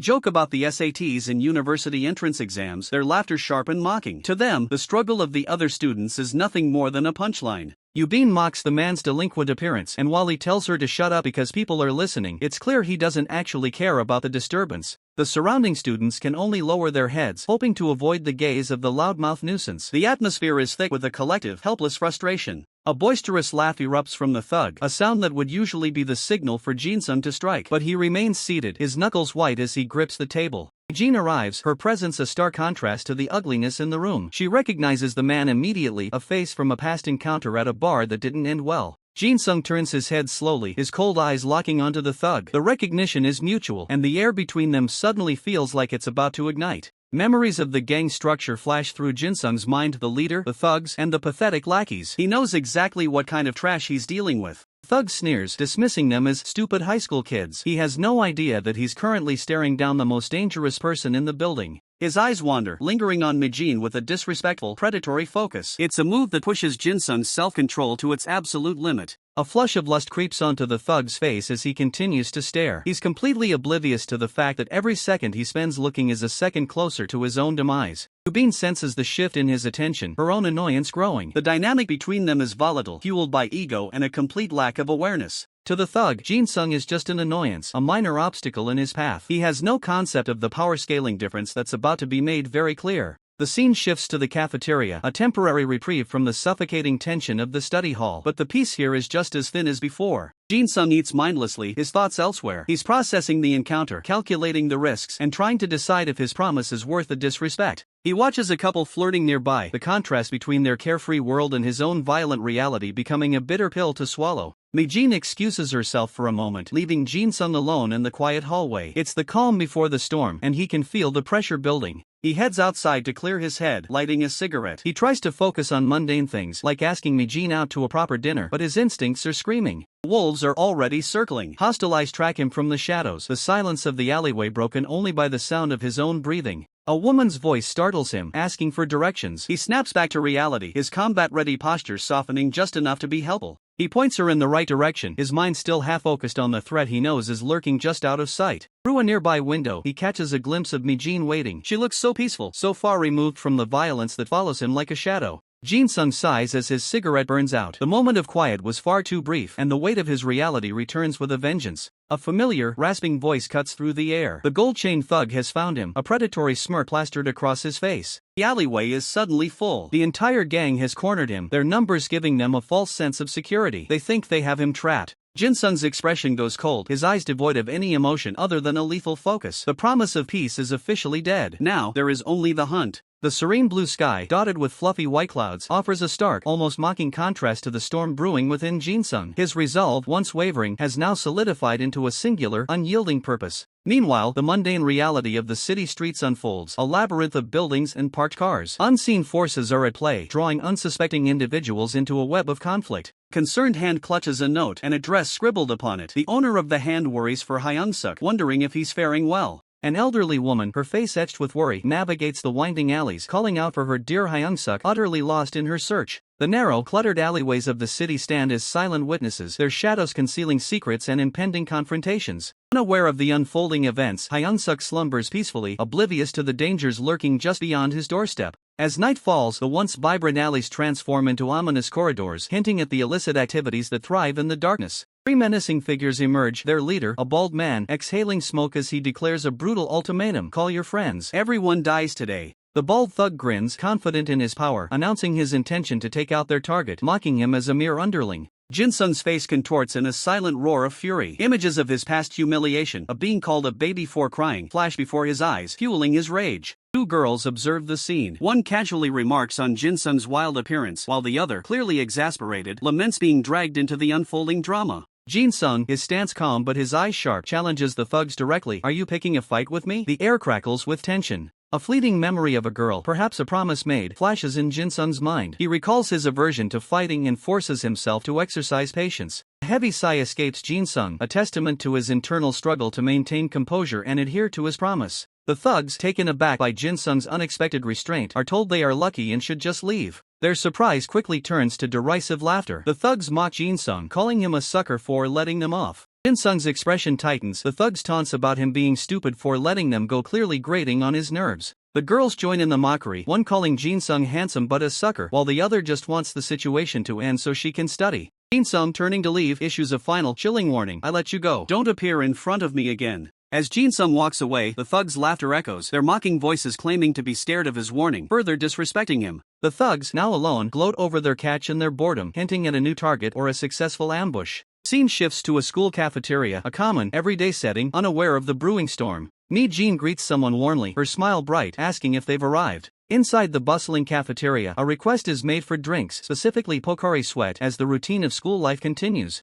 Jin Sung stands at the counter, calmly ordering 2 Pocari Sweat, seemingly trying to put the earlier confrontation behind him. Suddenly, 2 of the thugs from before brazenly cut in line, demanding 5 Vita drinks, their arrogance on full display. Jin Sung's eyes narrow, his patience visibly wearing thin as the thugs continue their disrespectful behavior, calling him a sucker. His composure finally breaks. Jin Sung confronts them directly, his voice firm: "Hey, don't cut in line." Thugs turn, their faces contorted in aggression, challenging Jin Sung with insults, demanding to know what he wants. Jerk. The bald leader, observing the escalating tension, smirks, finding Jin Sung's defiance cute, a chilling sign that the hunt has indeed begun. The taunting begins immediately as an unknown hand playfully taps Jin Sung's cheek, a clear challenge. He manages to keep his expression neutral, but his internal dialogue hints at simmering rage. His hand clenches into a white-knuckled fist beneath the desk, a silent battle raging within him. He desperately tries to suppress the urge to retaliate, internally urging patience. The girl approaches, noticing the tension and asking Jin Sung if something is wrong. He quickly dismisses her concerns, feigning ignorance while his inner resolve to stay calm remains unwavering. Unconvinced, the girl simply suggests they head inside, sensing the unspoken conflict. The 3 bullies, including the bald leader, openly mock Jin Sung, making crude remarks about his attempt to look cool and the girl's attractiveness. Scene shifts to an office setting, where the name Mi Jin Sung is scrawled on a desk, hinting at Jin Sung's identity.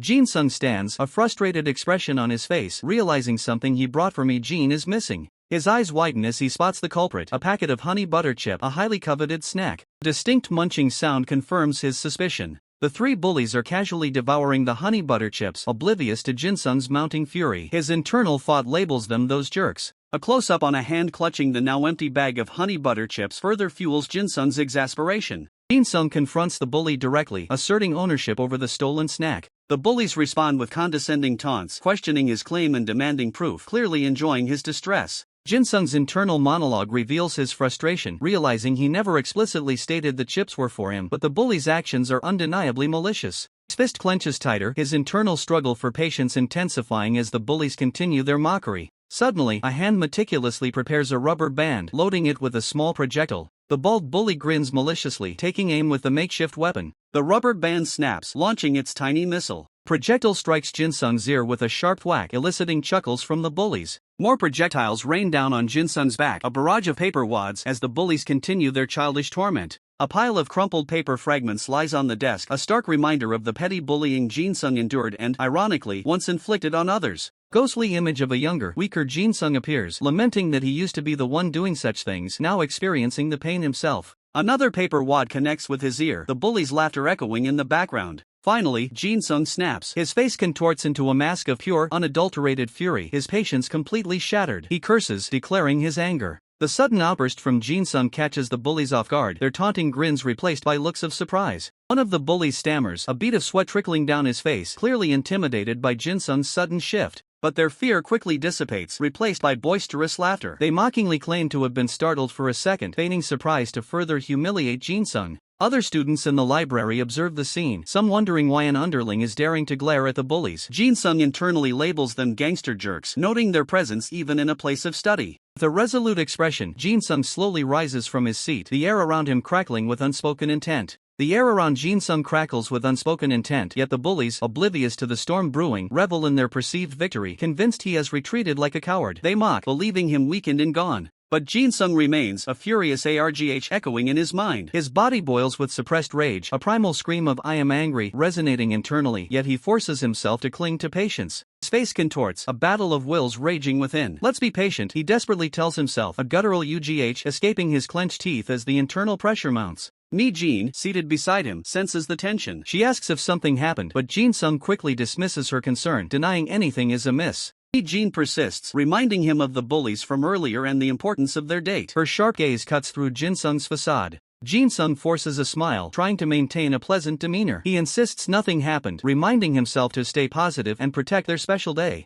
Suddenly, a large hand descends, ruffling Jin-sung's carefully styled hair. The fat bully, with a sneering grin, addresses him as underling. Jin-sung's eyes widen in shock and disbelief as his meticulously prepared hairstyle is ruined. The bully continues to mock, asking if Jean is his girlfriend. Jin-sung's mind screams, "My pomade! I spent 40 minutes on it," the insult cutting deep. He clenches his fists, repeating, "I have to be patient." His focus remains on Jean, who is watching. Other students whisper, pitying his situation. Bullies guffaw, their cruel laughter echoing. They taunt Jin-sung, telling him to cry like a baby, further fueling his silent fury. Jean observes the escalating harassment, her expression unreadable but clearly troubled by the scene unfolding. A smaller student bravely tells the bullies to leave, but the fat bully dismisses him, feigning concern about oily hands and mocking his attempt to act tough. Fat bully then brazenly puts his arm around Jin-sung, directly propositioning Jean and demanding her phone number. Jin-sung's internal scream of "that scum" is almost audible. Jean, maintaining her composure, firmly rejects the bully, apologizing but refusing his advances. Jin-sung's heart swells with a silent, "Nice, Jean." A female bully sneers, accusing Jean of showing off her beauty, adding to the toxic atmosphere. Another female bully joins in, making a derogatory remark about Jin's appearance. Jin-sung's mind burns with those jerks, his patience wearing thin. The fat bully presses on, his smile unwavering, questioning why Jean is playing hard to get and implying she's special. His gaze shifts to Jin-sung, asking why she would waste her time with a sucker like him. Jin-sung's eyes narrow, a dangerous glint replacing his earlier restraint. Jean finally rises, her own patience snapping. She exclaims in protest, though she still tries to cling to the thought, "I have to be patient." Tears well in Jin-sung's eyes as he makes a painful decision. "Let's leave, Jean," he says, remembering his promise to her, prioritizing her comfort over his rage. The bullies cackle louder, mocking Jin-sung's retreat. "What, are you leaving? You're both suckers," they shout, pushing his endurance to its absolute limit. Patience, he thinks. With trembling hands, Jin-sung tries to fix his ruined hair, a desperate attempt to cling to his composure. Jean," he whispers, her name a plea for strength. Then, the ultimate transgression. The fat bully boldly wraps his arm around Jean, shocking her into silence. The line has been crossed. Jin-sung's patience shatters. A primal roar erupts as he unleashes a devastating, explosive punch, connecting squarely with the bully's face. The impact is absolute. A sickening crunch echoes as the bully's face contorts under the force, blood erupting in a violent spray. The sheer power of Jin-sung's blow is undeniable. Onlookers recoil in collective horror, their faces twisted in wide-eyed shock. The sudden, brutal display of violence leaves them utterly stunned. The bully collapses, unconscious, blood streaming from his nose and mouth. Whispers of disbelief ripple through the crowd. "What, one blow? He fainted from one blow." Jin-sung turns his back, his expression unseen, but his internal monologue reveals a heavy heart. "I don't think I can keep our promise." Jean watches, a flicker of surprise and concern crossing her features, witnessing Jin-sung's unexpected outburst. Two other bullies, initially confident, step forward, demanding, "Hey, you underling, you are attacking people sneakily." Crowd begins to recognize him. "Hey, that's Jin-sung Lee," one exclaims. Another confirms, "Yeah, I went to the same middle school with him." "Do you know him?" The confronting bully's arrogance quickly dissolves into fear as they hear the whispers. He is an ace fighter at a boxing club. Jin-sung clenches his fists, his eyes burning with renewed fury. "What? Boxing?" he seethes, regretting his past. "You should have picked only me." The mention of his boxing past clearly strikes a nerve. The remaining bullies, now trembling, try to rationalize their situation. "I have nothing to lose now," one mutters, while the other nervously points. "Look." Jin-sung's rage explodes. "It's all because of you," he roars, his fists blurring into a flurry of devastating strikes, a primal force unleashed. The girls scream in terror as Jin-sung's assault continues. Kaya, guys, hey you bad guys," they shriek, overwhelmed by the chaos. With blood smeared on his cheek, Jin-sung turns, his gaze sharp. "Hey, you girl," he commands, startling one of them into a gasp. "Kia?" He dismisses the other girls with a cutting remark. Jean is a natural beauty." "You ugly girls." Their faces contort in shock and offense. Jean, taken aback by Jin-sung's blunt declaration, thinks to herself, "What is he saying? He is crazy. He sucks." The two remaining bullies huddle in fear, realizing the gravity of the situation. "Ugh," they groan. At J1 High School, even underlings are good at fighting. Scene shifts to a serene blue sky, clouds drifting lazily, signaling a change in atmosphere or the passage of time. We are transported to a narrow, old alleyway, lined with worn-out houses and tangled wires, a stark contrast to the previous setting. Inside one of these homes, a plump boy named Hyung-suk sleeps soundly, his mother's affectionate thoughts echoing. "Oh ho, my Hyung-suk." She watches over him, a gentle smile on her face. "He is sleeping nicely," she muses. "He must have been tired." Thoughts continue, filled with maternal warmth. "He must be surprised when he sees me. Shall I wake him?"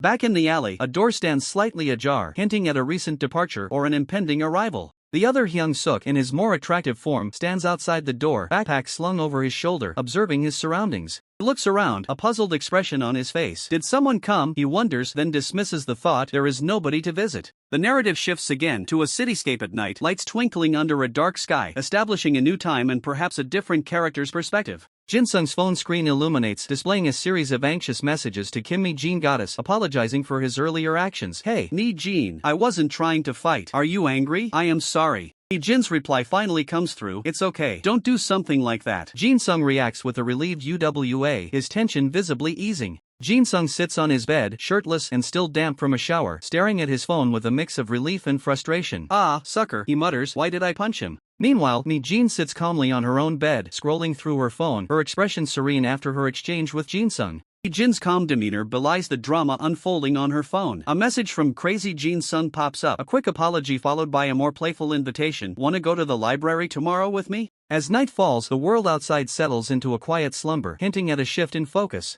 The next morning reveals a stark contrast, a bustling, narrow alleyway hinting at a new, perhaps less glamorous, setting for our story. Deep within one of these humble homes, an elderly woman sits by the bedside, gazing down at a heavily sleeping, overweight young man. She ponders, he's sleeping soundly. Shall I wake him up? Just then, the sleeping figure stirs slightly, a soft sound barely audible. Suddenly, a sharp, well-dressed young man appears in the doorway, his school uniform immaculate. The old woman's eyes widen, and she exclaims, Mom? Confusion clouds her face as she asks, Yes? Who? The handsome young man, equally startled, cries out, Oh my goodness, who are you? I slipped. His mind races. Why's she in here? What excuse should I make? His internal panic intensifies. Why is she here? What possible excuse can I give? He desperately wonders. His gaze falls back to the sleeping, overweight figure. Did she look for me? He wonders, a chilling realization dawning on him. My current body is a pretty serious problem. The handsome young man, composed once more, offers a polite smile. It's nice to meet you. You are Hyung Suk's mother, right? Hyung Suk's mom looks utterly bewildered. I've heard a lot about you, she muses, trying to process the strange encounter.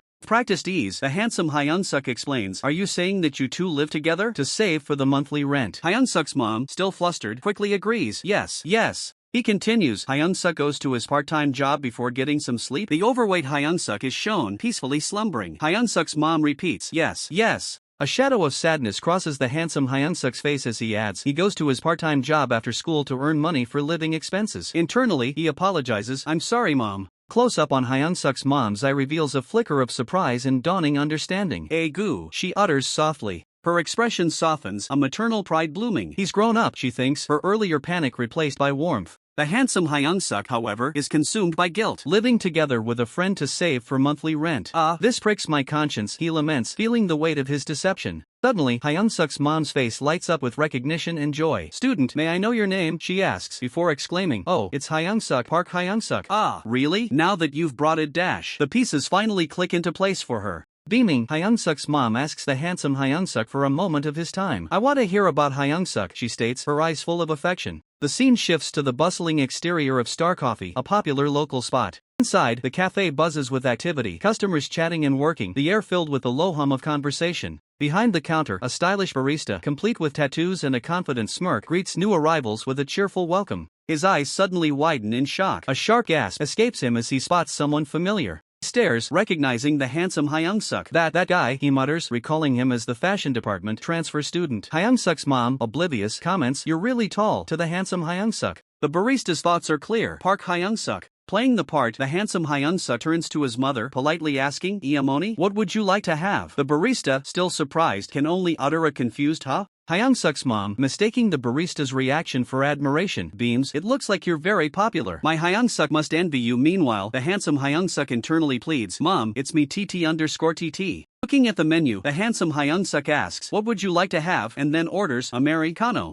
Americano, trying to maintain his composure. Just as Hyung Suk tries to project an air of sophistication, a sudden, distressed voice shatters the illusion. His mother, her face etched with worry, appears before him. Her hand tightens around his sleeve, an urgent plea in her touch. She whispers, drawing him closer. Her words are a torrent of anxiety, questioning the cafe's prices and asking if they could simply have instant coffee, completely unaware of Hyung Suk's carefully constructed facade. Hyung Suk's composure crumbles, replaced by a wide-eyed shock. His mother's public display of concern is his worst nightmare. She continues, her voice laced with worry about the cost, suggesting water instead of the expensive coffee. For her, every penny counts, especially for her son. Hyun-suk sits silently, a single cup of coffee before him. The weight of his mother's sacrifice and his own embarrassment settles heavily on him. His gaze is downcast, lost in thought. The contrast between his new, handsome appearance and his old, humble reality is a stark, painful reminder. Oblivious to his internal turmoil, his mother beams, proudly asking if Hyun-suk is eating well, her love radiating purely. But for Hyun-suk, her innocent pride is a source of deep mortification. His face contorts in a grimace of acute embarrassment. The cafe bustles around them, a mundane backdrop to Hyun-suk's personal drama. Suddenly, a tattooed arm places 3 more coffees on the tray. A familiar voice jokes about paying, a casual gesture that adds another layer of complexity. It's Chase, one of Vasco's crew, working at the cafe. Vasco and the others are nearby, their presence a stark reminder of Hyun-suk's new social circle.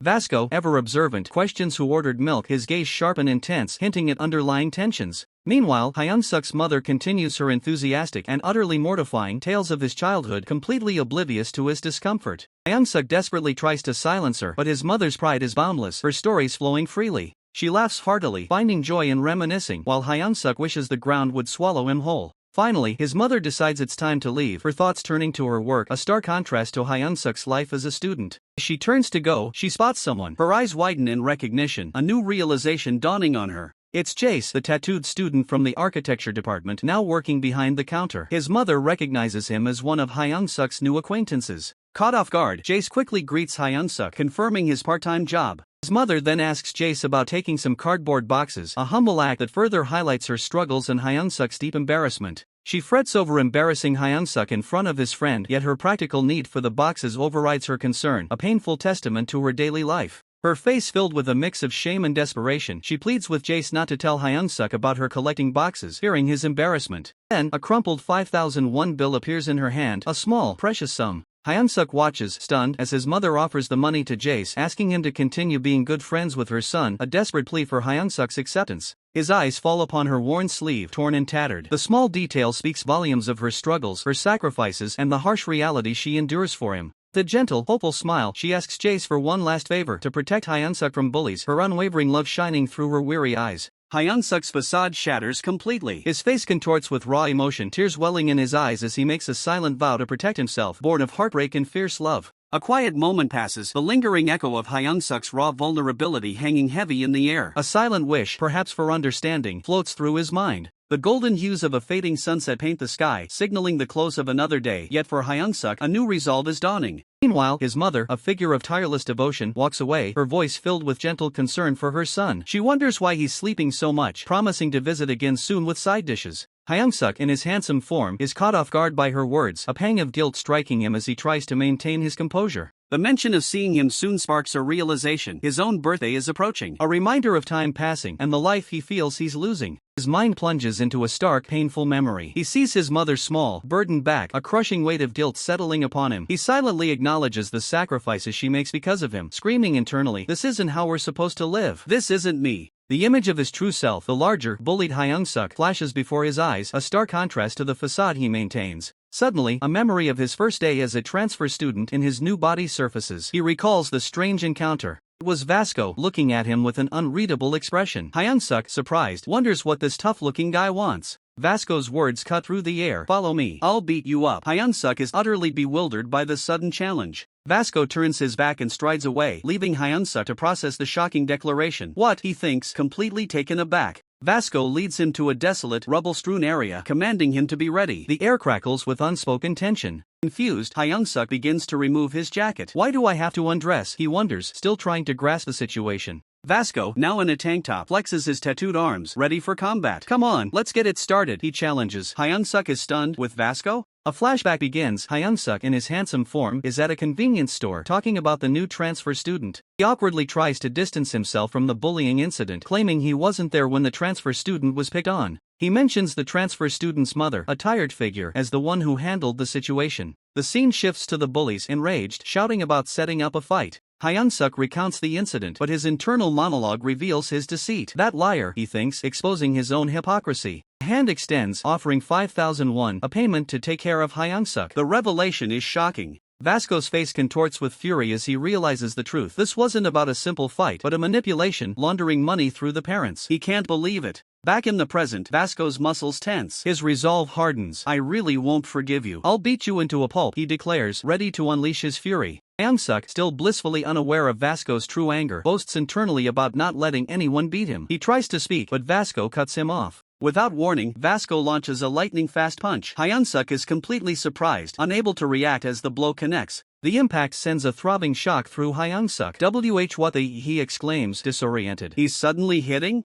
Vasco, still enraged, questions Hyunsuk's character. I thought you're a good person. Why are you doing this? He demands, still furious about the deception. Vasco observes Hyunsuk, a flicker of surprise in his eyes. He doesn't look weak, he thinks, noticing Hyunsuk's comfortable stance despite the punch. This fight is far from over. Hyunsuk, bewildered by the sheer power, questions the display of raw, honed strength. He realizes such a physique is forged only through absolute discipline and relentless effort. Vasco, his tattooed muscles rippling, flexes with an intense gaze. He believes his own body is proof of the effort required, questioning if Hyunsuk sees something wrong. Hyunsuk, still trying to grasp the situation, attempts to de-escalate, believing there's a misunderstanding. He accuses Vasco of bullying, thinking he's just a brute picking on someone weaker. Vasco, ignoring Hyunsuk's pleas, unleashes a barrage of powerful, rapid punches, refusing to hear any excuses. The air crackles with the force of his blows. Hyunsuk barely dodges a devastating punch, the wind of the blow distorting his face. He gasps, realizing the punches are incredibly fast and heavy, like a hammer strike. Vasco continues his relentless assault, his expression resolute. Hyunsuk internally recoils, understanding that a direct hit would mean instant defeat. Vasco's eyes narrow, acknowledging Hyunsuk's surprising evasiveness. He decides to get serious, noting that Hyunsuk instinctively avoids his blows. Vasco clenches his fist, determined to land a decisive strike. Hyunsuk continues to narrowly evade Vasco's powerful punches, the force still disorienting him. He desperately tries to concoct an excuse to stop the fight. A punch grazes Hyunsuk, leaving a small scratch. He flinches, realizing the extreme danger and how close he came to a direct impact. Vasco, misinterpreting Hyunsuk's fear, declares it shameful that Hyunsuk avoided Lee Jin-sun's punches. His intensity escalates, urging Hyunsuk to die as the fight continues. Hyunsuk's terror is palpable as he shouts, questioning Vasco's relentless assault and wondering what he could have possibly done to provoke such violence. Vasco extends his hand, demanding the money Hyunsuk received from his mother. The true reason for the confrontation begins to surface. Hyunsuk's eye widens in shock, a silent question mark hanging in the air as he processes Vasco's demand. A flashback shows the money. Hyunsuk is stunned, realizing Vasco must have witnessed him receiving it. He wonders why Vasco would care. Vasco, misinterpreting Hyunsuk's thoughts, assumes Hyunsuk wants to take his money. Vasco then recalls the boy at the convenience store, stating his intention to return his money. A chilling realization washes over Hyunsuk. He sees Vasco's face contorted in anger, reminiscent of the bullies, and wonders if Vasco is just another one of them. In a painful memory, Hyunsuk, in his original body, clutches the money, accustomed to being robbed. But this time, a fierce resolve burns within him. He refuses to surrender the money. The image of the kind old man who gave him the money flashes in Hyunsuk's mind, fueling his determination. He vows to defend it and fight back. Vasco, still misunderstanding, reflects on his own hatred for being robbed, a stark parallel to Hyunsuk's internal struggle. Hyunsuk's eyes blaze with defiance. He firmly declares that he will not give Vasco the money, his resolve hardening. Vasco smirks, believing Hyunsuk is finally showing his true colors as a greedy bully, completely misjudging the situation. Hyunsuk adopts a boxing stance, a ghostly figure of his original body mirroring his resolve. He reiterates his refusal to surrender the money. Hyunsuk, now fully committed, focuses on his boxing form. He mentally reminds himself of the proper stance, arms guarding the cheeks, maintaining perfect balance. Vasco observes Hyunsuk's stance, recognizing it as boxing. He scoffs at the perceived hypocrisy, labeling Hyunsuk a selfish bastard for hating robbery yet seemingly attempting it. Vasco's internal monologue reveals his fighting philosophy: instantaneous movement, delivering strikes with the full weight of his body to ensure no easy escape. This is his unique combat style.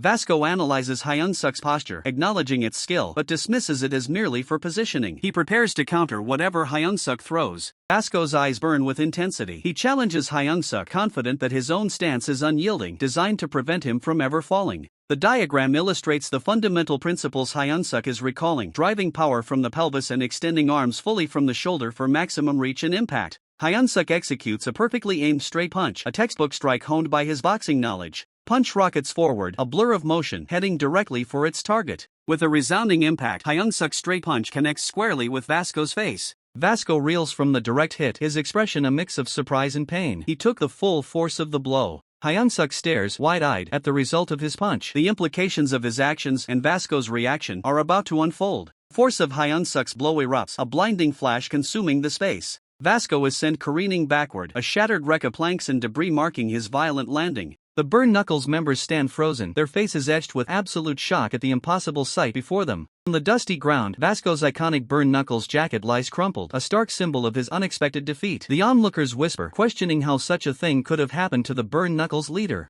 Unconscious and defeated, Vasco lies sprawled on the cold floor. The unthinkable has occurred. The formidable leader has fallen. The sun casts long shadows over the construction site, highlighting Vasco's motionless form amidst the scattered debris. Scene shifts, and Vasco is now seen peacefully asleep in a bed, a stark contrast to the brutal battle he just endured. Even in his sleep, Vasco's mind replays the fight. He grumbles, acknowledging Hyunsuk's unexpected mastery of Muay Thai, convinced that no one could have defeated that child. A wave of betrayal washes over him. He vows never to trust a boxer out again, feeling utterly deceived. His thoughts continue to spiral. He realizes that even with numerical superiority, his crew stood no chance against someone like that. Bumjay, one of Vasco's loyal lieutenants, stands solemnly, accepting the blame for the Burn Knuckles' defeat. He declares it happened because he lost. His expression hardens with resolve, proclaiming that the Burn Knuckles, in their current state, have no chance. Bitter truth sinks in, the Burn Knuckles are outmatched, with no chance of victory. The intense aftermath fades, replaced by the quiet hum of a convenience store under the night sky, signaling a shift in perspective. Inside, a clerk with a distinct, round appearance greets an unseen customer, inviting them in. The next morning, a voice from an apartment building calls out to Lee Nam-soo, urging him to get ready for school. Inside, the complaints continue as Lee Nam-soo frets over his wardrobe, claiming to have nothing suitable to wear every morning. Lee Nam-soo stands before a mirror, frustrated with his limited clothing options, lamenting that he's forced to wear the same old outfits to school, feeling like he's putting on a fashion show. A system panel materializes, revealing Lee Nam-soo's abysmal stats, level 1, with looks at 3 and skill at a pathetic 1. He despairs, feeling like his fate is sealed without even a chance to roll the dice for better capabilities. His mother offers him old shoes from his uncle, sparking an internal outcry from Lee Nam-soo about wearing something over a decade old to school. Dreading ridicule, Lee Nam-soo initially fears wearing his uncle's old shoes, but to his astonishment, his classmates are captivated, praising them as superstar originals that are impossible to find. His initial shame quickly turns to confusion as he overhears the unexpected reactions from his peers, who tell him to look at his shoes. His classmates' whispers of admiration grow louder, their eyes fixed on his superstar shoes, convinced they are a rare, original find that can't be bought these days. A wave of surprise washes over Lee Nam-soo as he realizes the unexpected impact of his old shoes, thinking to himself that it's pretty good. A system notification appears, LV1, student Lee Nam-soo. He reflects on his past, realizing how poorly he'd lived his life until now, despite the Shane +5 debuff from his uncle's old shoes. Now, in a different reality, Lee Nam-soo carefully applies shoe goo to his newly acquired Carmine sneakers, determined to protect his expensive purchase. His mother's voice reminds him about school. He slips on the Jordan Carmine sneakers, a staggering 500,000 won investment, vowing to walk with extreme caution to preserve their pristine condition. Next, he adjusts his new gentleman star glasses, a 250,000 won purchase, grinning at his reflection, confident in his newfound coolness. Finally, he reveals his ace in the hole, the Kromit's ring, an original piece acquired for a staggering 950,000 won. He proudly declares it his ultimate power-up. Transformed into a pixelated hero, adorned with +10 glasses, +10 watch, +10 Kromits, and +10 Carmine, Lee Nam-soo exults, declaring himself no longer a low-level player, but a true hero. With a smug grin, he looks down upon his classmates, now perceiving them as mere NPCs, low-level background characters in his own grand narrative. He is the main character, and his journey has just begun. Sharp voice cuts through the classroom. Lee Jin-sung, an arrogant student, glares at a classmate, furious they're wearing similar shoes. He perceives this as a personal affront, demanding to know what they're thinking. The system reveals Lee Jin-sung's stats: LV80, looks 9, height 10, intelligence 9, skill 9, sports 10, bite 9. Flaunting his spring hood, brand name watch, and Oreo shoes, he scoffs that his rival was only lucky, then demands an apology for daring to wear higher class equipment. Lee Jin-sung dismisses the cowering student's apology, implying their poverty. The student, Nam-soo, looks down, confused, a small, unassuming ring glinting on his finger. A sudden surge of realization washes over Nam-soo. He stares at the ring, recognizing it as a Kromit's, and feels an unknown power emanating from it. He wonders if Lee Jin-sung had seen this item. The Kromit's ring gleams, radiating an undeniable aura of luxury and power. Nam-soo is awestruck, realizing expensive items are truly on another level. Empowered by his new accessory, Nam-soo confidently declares that brand name products make the man, then loudly calls for everyone's attention to his Kromit's. His eyes narrow, scanning the room for reactions, a competitive glint now visible in his gaze. Across the room, Hong Jae-yeol, a quiet student with blonde hair, sits seemingly oblivious, his fingers adorned with multiple rings.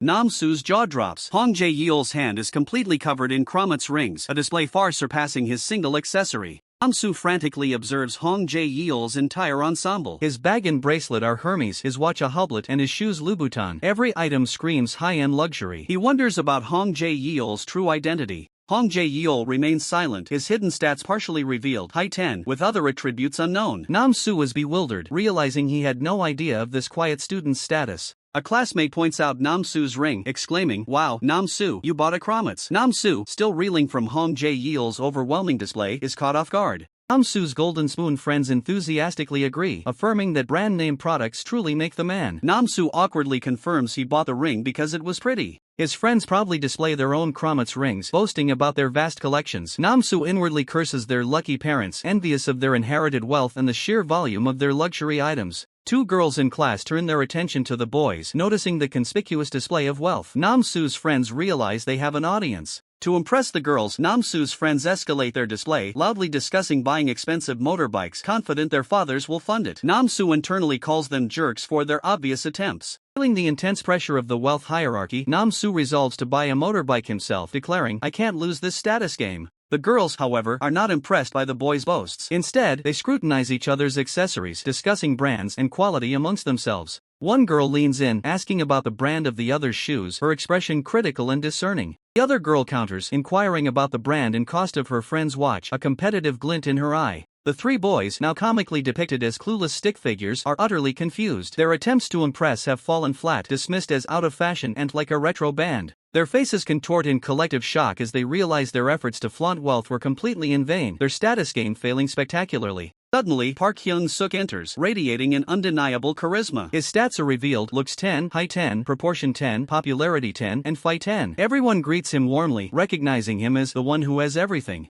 Lee Jin-sung glares, warning Park Hyung-suk not to speak to him or look at me. Jin, seeing him as a rising dark horse in the class hierarchy, a threat to his established dominance. Namsu seethes with resentment, recalling that Park Hyung-suk rolled top numbers for all his stats. He declares, "I hate him." One of Namsu's friends whispers, pointing out that despite his outward perfection, Park Hyung-suk seems a little strange. Camera pans to Park Hyung-suk's desk, revealing his old, worn bag and a single, unbranded pair of canvas shoes, a stark contrast to his perfect appearance. The friends' eyes widen in realization. They admit they were blinded by his perfect face and overlook these crucial details. Other classmates whisper, concluding that Park Hyung-suk doesn't have good fashion sense, he is poor. The whispers escalate, shattering the illusion. A collective gasp ripples through the classroom as students stare, mouths agape, unable to process the shocking revelation. The truth spreads like wildfire. Voices buzz with disbelief and judgment, the once admired image of Park Hyung-suk crumbling with every hushed confession. "I thought he was a prince," one student laments. Park Hyung-suk, the golden boy, sits in the eye of the storm. He hears the damning whispers, the cruel judgment of his peers, and lowers his gaze, a storm brewing behind his perfect facade. His hand, adorned with rings, rests against his face, a silent testament to the turmoil within. The weight of their words presses down, a stark contrast to his flawless exterior.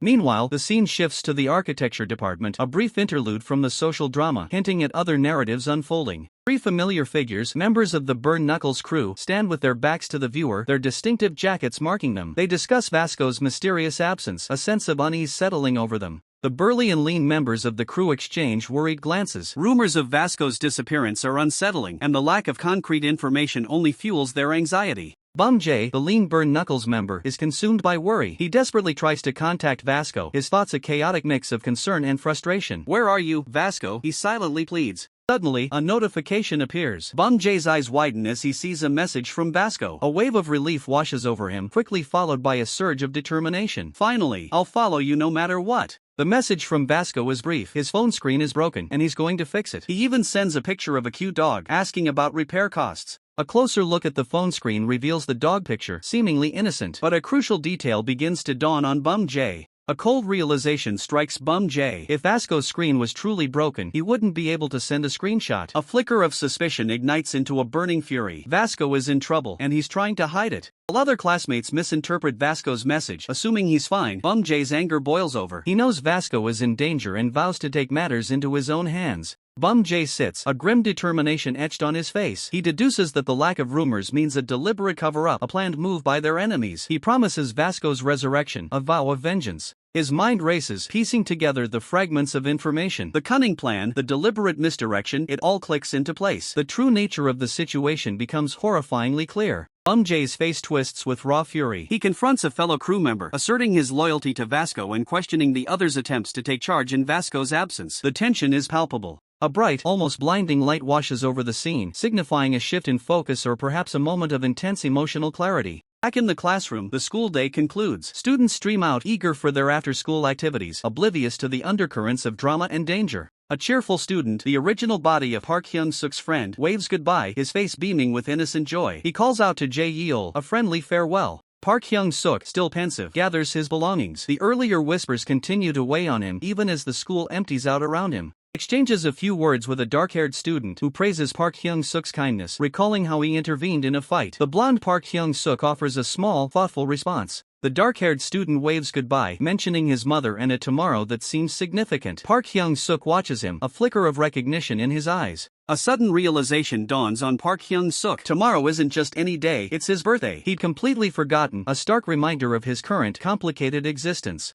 The earlier rumors resurface as a female classmate whispers, her eyes wide with shock, questioning if the talk about Park Hyung-suk's poverty is true. Three male students openly mock Park Hyung-suk, dissecting his appearance with disdain. They point out his second-hand shirt and lack of a watch, cementing their cruel judgment of his financial status. The original Park Hyung-suk, now in his original body, speaks on the phone, reassuring his mother not to come to school. Behind him, two girls swoon, admiring his kindness, while others label him an arrogant beggar. A sinister glint enters the original Park Hyung-suk's eyes. He plots to expose the real Park Hyung-suk, the blonde body, in front of the girls, setting the stage for a new wave of social warfare. Unaware of the insidious plot brewing against him, Park Hyung-suk stands in quiet contemplation, a momentary lull before the storm. Meanwhile, in the grimy depths of an abandoned alleyway, shadows gather, concealing the architects of his impending downfall. A cigarette glows in the dim light as one of the bullies, a lanky figure, exhales slowly, confirming the malicious intent. Figures emerge from the gloom, their leader declaring their objective to utterly crush the fashion department guy, none other than Park Hyung-suk. A hulking figure, Dae-won, questions their move, citing Vasco's orders to stand down, but his words are met with disdain. Another bully, with a sharp, aggressive demeanor, dismisses Vasco's authority, asserting their independence from Bum Jae-bok's influence. The gang rebels in their defiance, mocking Bum Jae-bok's perceived ownership and expressing their blatant dislike for Park Hyung-suk's appearance, fueling their animosity. The aggressive bully grins, a predatory smile spreading across his face as he anticipates the confrontation. The air crackles with anticipation. The command rings out, "Let's crush him today." A chilling laugh echoes, sealing Park Hyung-suk's fate. The original Park Hyung-suk, observing from the shadows, reveals his target's routine. He always walks home alone after school. The puff of smoke, the original Park Hyung-suk finalizes his scheme, an ambush after school, a brutal attack to expose and humiliate his other self. As the school day ends and the sun dips below the horizon, students pour out, eager for freedom, unaware of the dark intentions lurking nearby. Park Hyung-suk, radiating his usual charm, steps out of the school gates, oblivious to the trap set for him. Lost in thought, Park Hyung-suk reflects on his upcoming birthday, a bittersweet moment of solitude, yet he is determined to overcome his past struggles.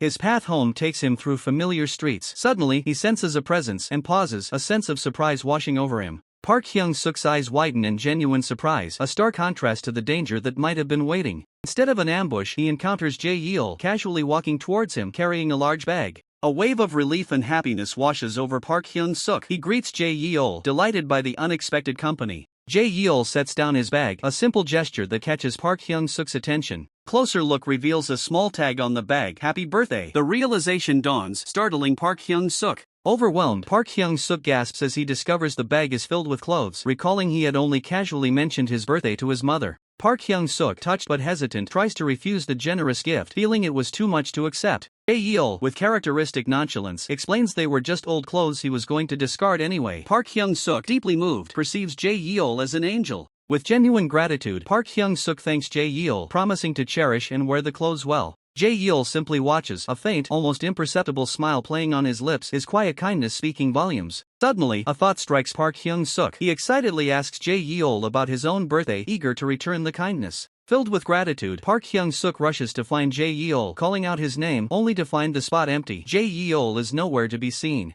A sudden realization flashes in Park Hyung-suk's eyes. He spots something peculiar. quickly kneels, his gaze fixed on an astonishing pile of bags. Jae Yeol had left a mountain of gifts. The bags are not just numerous, they are high-end designer items. It's an overwhelming display of generosity. Park Hyung-suk is stunned, realizing the sheer value and quantity of the gifts. This is far beyond what he expected. Meanwhile, in a dark alley, a lone leg protrudes from behind a brick wall, hinting at a recent altercation. The full scene is revealed. Several thugs lie sprawled and beaten, groaning in the shadows. A silent testament to Jae Yeol's hidden strength. One of the thugs coughs, his face bruised, muttering in disbelief about the yellow-haired bastard who effortlessly dismantled them. Next morning, the school stands calm under a clear sky, unaware of the impending shift in its social hierarchy. Inside, a trio of bullies snickers, plotting to publicly humiliate someone, eager to shame him like a dog. Suddenly, a commotion erupts. Students exclaim, realizing Park Hyung-suk has arrived. Park Hyung-suk steps into the classroom, radiating confidence, dressed in a sleek, expensive trench coat, offering a casual wave.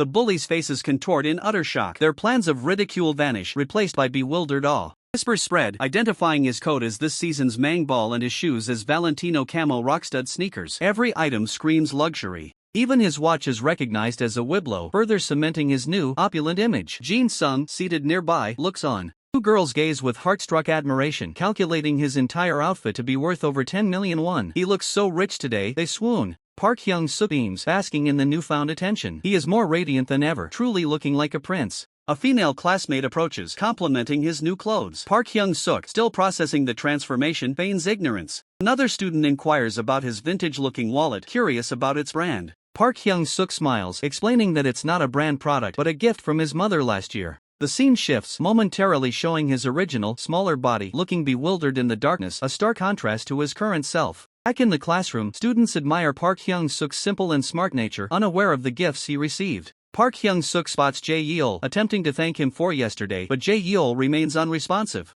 Jae Yeol appears to ignore him, lost in thought. Park Hyung-suk wonders if he was heard, resolving to thank him later. Park Hyung-suk muses on how perfectly the clothes fit, as if custom-made. In the background, Jae Yeol finally allows a faint, knowing smile to grace his lips. The perfect fit of the clothes had been a silent promise, a prelude to what was to come. As the city lights twinkled under a vast, indifferent sky, the day before Park Hyung-suk's birthday dawned. Inside a spacious, modern apartment, Park Hyung-suk lay sprawled on the floor, surrounded by a scattering of crumpled papers. The city's nocturnal glow streamed through the panoramic windows, painting the room in a soft, reflective light. His arm was thrown over his eyes, shielding them from the light, or perhaps from the overwhelming thoughts swirling within. The papers around him were clearly messages, some discarded, others merely tossed aside in a moment of contemplation. A silent ellipsis hung in the air, a visual representation of his unspoken thoughts. Park Hyung-suk remained still, processing the unexpected attention. Among the crumpled notes, phrases like to Hyung-suk, hello, Hyung-suk, and hey, happy birthday, let's be friends, I'm Jae Yeol were visible. It seemed his birthday was already attracting a surprising amount of attention, even from the usually reserved Jae Yeol. Not far from him, a large blue duffel bag, secured with yellow straps, lay on the floor. It appeared to be another gift, waiting to be opened, adding to the growing pile of birthday surprises. A small tag, clearly visible on the duffel bag, simply read, Happy Birthday. The sentiment was clear, but the contents remained a mystery, waiting for Park Hyung-suk to unveil them.